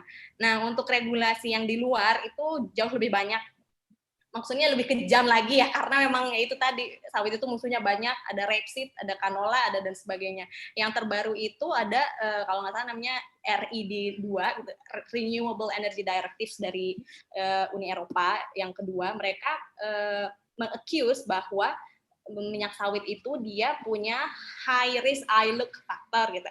High risk ILUC itu maksudnya ILUC itu indirect land use change. Kalau dulu di RED 1 itu cuma ada land use change aja gitu, di mana tanah misalkan tanah untuk sawah itu dikonversi ke sawit. Mereka cuma menilai itu saja. Tapi untuk RED ILUC yang kedua itu mereka menganggap bahwa sawit itu juga berkontribusi terhadap indirect land use change itu. Misalkan yang sawah ini dirubah darinya yang tadinya dia sawah terus dirubah menjadi pemukiman. Nah, pemukiman terus nanti dikonversi lagi jadi sawit. Nah, sawit itu risk faktornya besar di situ karena tadinya itu sawah gitu. Padahal kan itu indirect, dan domain indirect itu justru lebih luas dan tidak bisa terdefinisi dengan serta-merta seperti itu saja gitu. Jadi Indonesia itu terhalang di situ, yang mana dalam klausul di RED ILUC 2 itu Uni Eropa itu berkomitmen untuk tahun depan, untuk tahun 2021 mereka akan melarang dan mem-phase out secara gradually feedstock untuk biofuel dari minyak sawit itu sampai nol. Mereka tidak mau pakai feedstock untuk biofuel energy, renewable energy directive mereka sampai tahun depan tuh nggak ada dari sawit sama sekali. Itu yang mereka inginkan seperti itu. Dan kalau di pihak Kemenko sendiri, kita melihat ini sebagai hal yang ya memaklumi ya, karena memang Uni Eropa juga kan mereka main producer dari rapeseed gitu, dan Prancis apalagi itu kan mereka memang komoditas unggulan mereka itu, dan di situ ya untuk Indonesia sendiri kita sampai membawa kasus ini ke WTO, sampai membawa ke peradilan WTO untuk menuntut keadilan di situ. Itu salah satunya. Ya. Ya, oke. Kalau dari saya, kita melihatnya begini, di praktis itu regulasi apakah akan mempengaruhi pandangan kaum milenial? Kalau saya pribadi, itu saya sampaikan yes, 100% akan mempengaruhi. Karena pandangan-pandangan regulasi itu akan menciptakan sebuah stigma dan pandangan baru tentang industri ini. Kalau katakanlah sebuah regulasi tentang pelarangan pembakaran hutan untuk membuka lahan. Nah, generasi hari ini itu sangat melihat bagaimana perkembangan lingkungan di sekitarnya. Kemudian mereka sangat peduli dan melihat dan bersama-sama ingin menuju kepada kehidupan yang lebih baik. Jadi sebuah regulasi yang dikeluarkan oleh pemerintah tentang suatu hal berkait dengan lingkungan terutama, itu akan mempengaruhi cara milenial memandang. Nah, mungkin yang paling tepat nanti kemudian hari pemerintah juga harus menyampaikan regulasi apa saja sih yang sudah disampaikan. Nah, permasalahan hari ini seperti saya ada putri ya, seorang putri, seorang anak ya. Kalau saya tanya tentang apa pendapatmu tentang industri sawit, yang dia tahu adalah tentang pembakaran hutan. Padahal ada regulasi besar yang melarang itu. Nah, andaikan itu diketahui oleh seluruh milenial, itu akan mempengaruhi sesuatu hal yang berbeda tentang cara pandang industri ini. Nah, jadi ada banyak memang PR di industri kita ini, namun sama-sama kita mungkin praktisi juga pemerintah saat ini juga memang sudah bergandengan tangan sangat erat. Dan betul yang tadi pertanyaan itu bagus sekali, apakah mempengaruhi? Yes, jelas sekali mempengaruhi. Demikian, Bagas. Baik, terima kasih Bapak. Berarti sangat mengaruhi Pak ya regulasi-regulasi terdepannya kita. Karena di regulasi itu tercipta suatu pelaksanaan dan itu akan menjustifikasi biasanya itu di campaign kita. Oh kok begini? Betul. Baik Bapak dan Ibu, karena ini waktunya sudah mepet gitu ya, dan pertanyaan masih banyak, kami akan memilah beberapa pertanyaan yang memang benar-benar itu baik gitu, karena untuk mempersingkat waktu juga, ini saya akan bacakan untuk pertanyaan dari Rian Prasetyo Instiper Jogja. Pertanyaan untuk Ibu Syahnas. Selamat pagi menjelang siang, salam sejahtera untuk kita semua. Izin bertanya Ibu, bagaimana perkembangan negara kita Indonesia dalam kiprahnya mendukung sustainable palm oil? Mengingat negara tujuan ekspor CPO dari Indonesia sangat konsen terhadap hal ini. Silakan Ibu Syahnas. Ini kurang lebih pertanyaannya udah combo ya dari yang saya jawab tadi ya. Maksudnya peran pemerintah ya itu selain menerapkan regulasi juga kita tuh targetnya ya ISPO itu harus mandatori, dan sekarang ini ISPO sedang dibenahi untuk traceability-nya, unsur traceability-nya, prinsip. Jadi kan kalau ISPO dan RSPO itu masing-masing sertifikasi punya PNC yang berbeda-beda kan, prinsip ISPO-nya ada harus mereka memperhatikan pemberdayaan sosial atau HCP-nya yang dilindungi dan sebagainya. Untuk ISPO sendiri memang kelemahannya kita yang traceability-nya itu gitu. Tidak bisa sampai mentelusuri gitu sampai kebun, sampai dia di plotnya ditanam itu tuh memang beneran kan nggak sih gitu, itu tuh benih unggul atau beneran nggak sih itu ditanam di kawasan atau bukan gitu.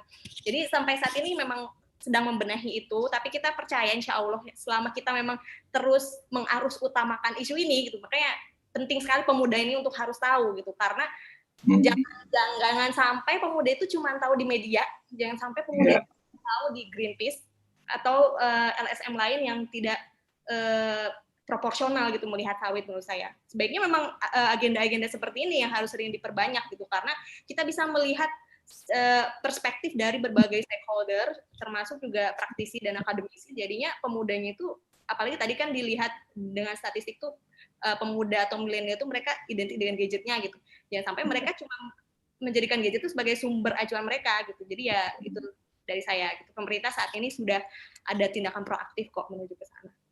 Ya. Baik. Sudah ada tindakan Bu ya untuk sustainable itu. Dengan berbagai ORSPO2. Ini yang terakhir menarik sekali, ini mengenai industri 4.0. Jadi ini pertanyaan dari Muhammad Setio Atomi, Himpenas, ya, sebagai co-host, kepada Ibu Shanas dan Bapak Amanda. Dunia saat ini gencar-gencarnya meningkatkan teknologi dengan mengikuti industri 4.0, yang mana hampir seluruh kegiatan perindustrian akan dilakukan dengan otomasi. Penggunaan teknologi industri 4.0 ini memungkinkan akan meningkatkan produksi dari setiap perusahaan. Untuk industri sawit, apakah memungkinkan mengikuti perkembangan industri 4.0 ini? Jika memungkinkan, bagaimana pandangan narasumber atas problem yang nantinya akan mengurangi tenaga kerja? Sedangkan industri sawit merupakan industri padat karya. Terima kasih. Ya, menarik sekali nih pertanyaan yang ini. Muhammad Setio itu tadi yang nanggepin saya juga bukan ya? Kayaknya yang tadi ya? Yang jadi co-host tadi, Bu. Ya, itu co-host ya? Oh ya udah, ya. Nah, itu bagus lah. Berarti saya melihat di sini memang sudah terbentuk ya growth strateginya, berkumpul dengan komunitas yang memang satu visi dan misi. Termasuk tadi Pak Setio, Mas Setio, terus Mas Bagas juga kan udah melek gitu, udah ngerti gitu. Ini jadi mikirnya itu udah jauh ke depan gitu. Memang iya bagus itu 4.0 gitu, industri revolusi industri dan sebagainya.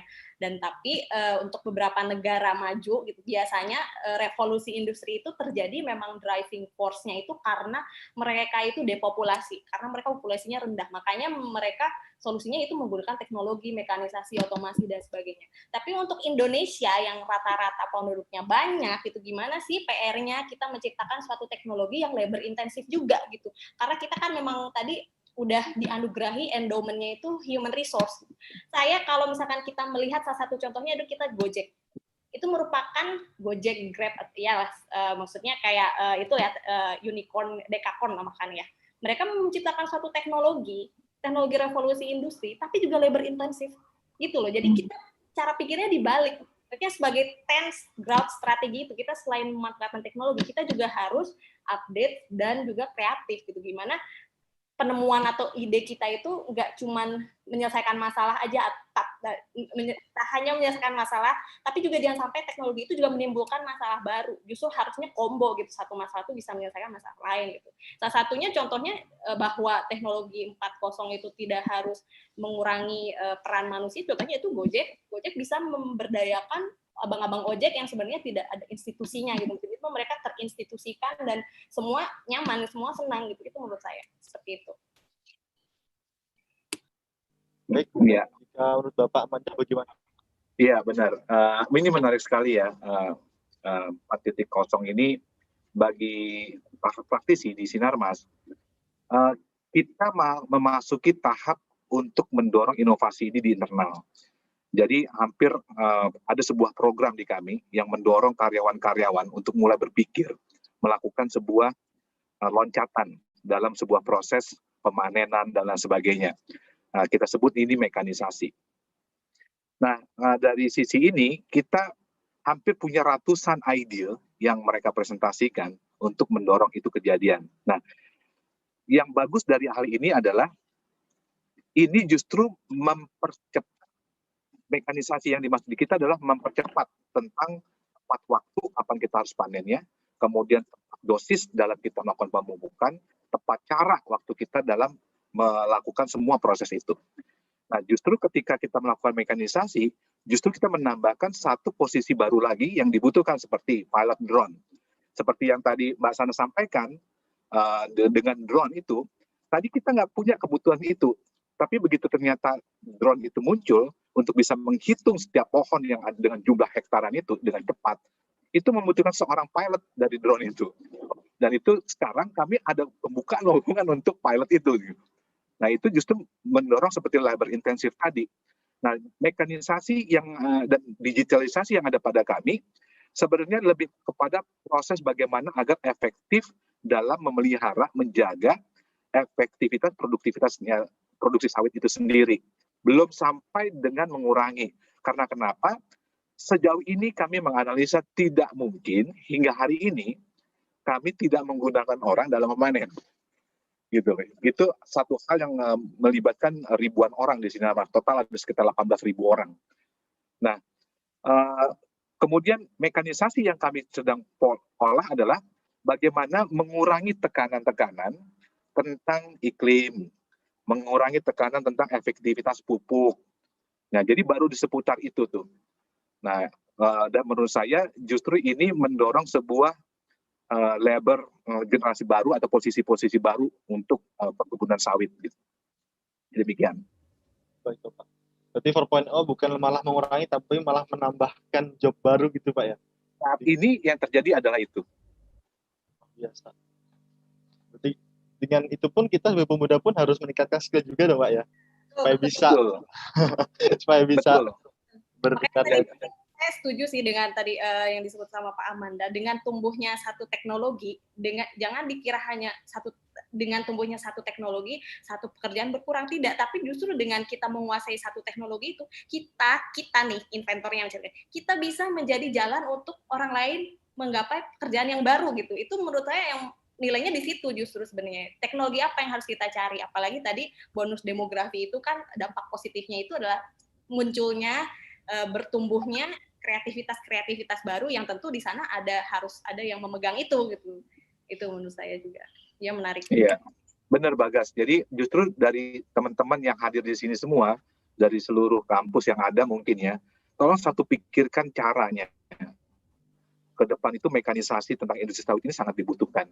Dan setuju dengan Sanas tadi bahwa akan memerlukan banyak lagi tenaga kerja di area itu.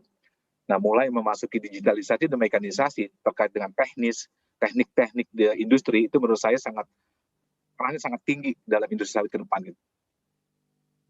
Ya, baik. Luar biasa. Diskusi yang luar biasa dan bermakna gitu, Pak ya.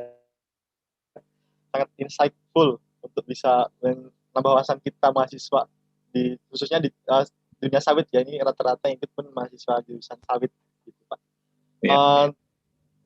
Untuk sesi Q&A kami cukupkan karena waktunya sudah menuju pukul 11:30, Bapak Ibu. Terima kasih atas keluangan waktu yang bisa menjawab pertanyaan-pertanyaan dari kami tadi. Selanjutnya yaitu adalah sesi penyerahan kenang-kenangan. Jadi kami memberikan sedikit kenang-kenangan bagi Bapak Ibu yang telah memberikan waktu di hari Minggu ini, yang aslinya itu bisa berliburan weekend, tapi meluangkan waktu untuk bisa berbagi wawasan, ilmu, pengalaman pada kami yang masih mahasiswa ini.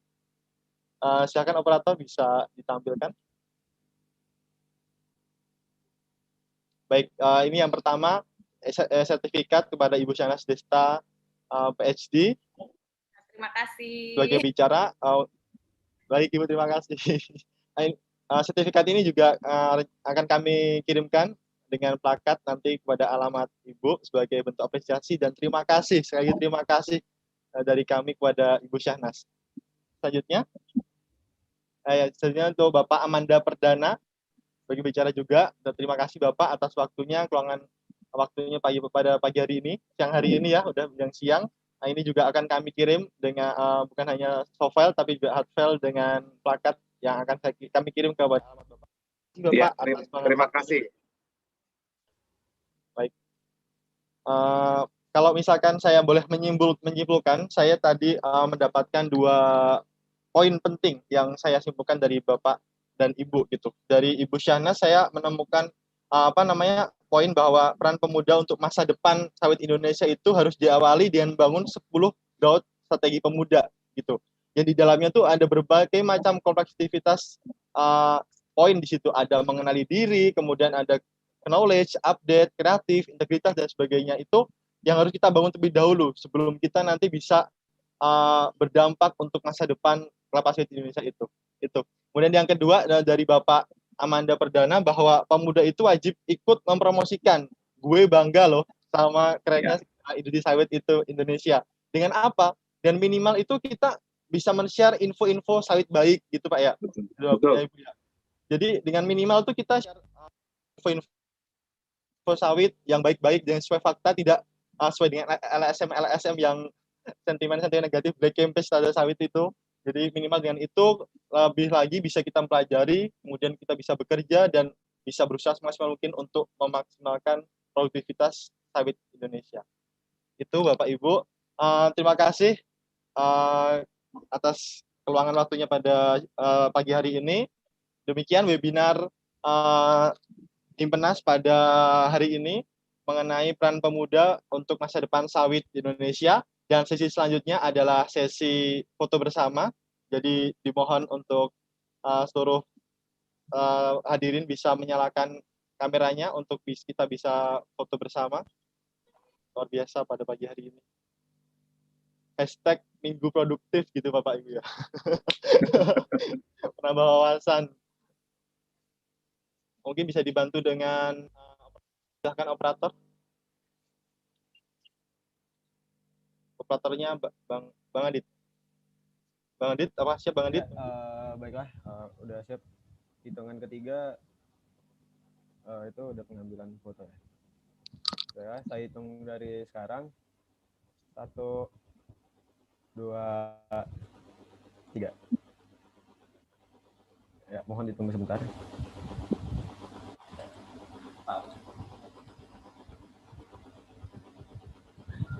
Ya, oke, terima kasih.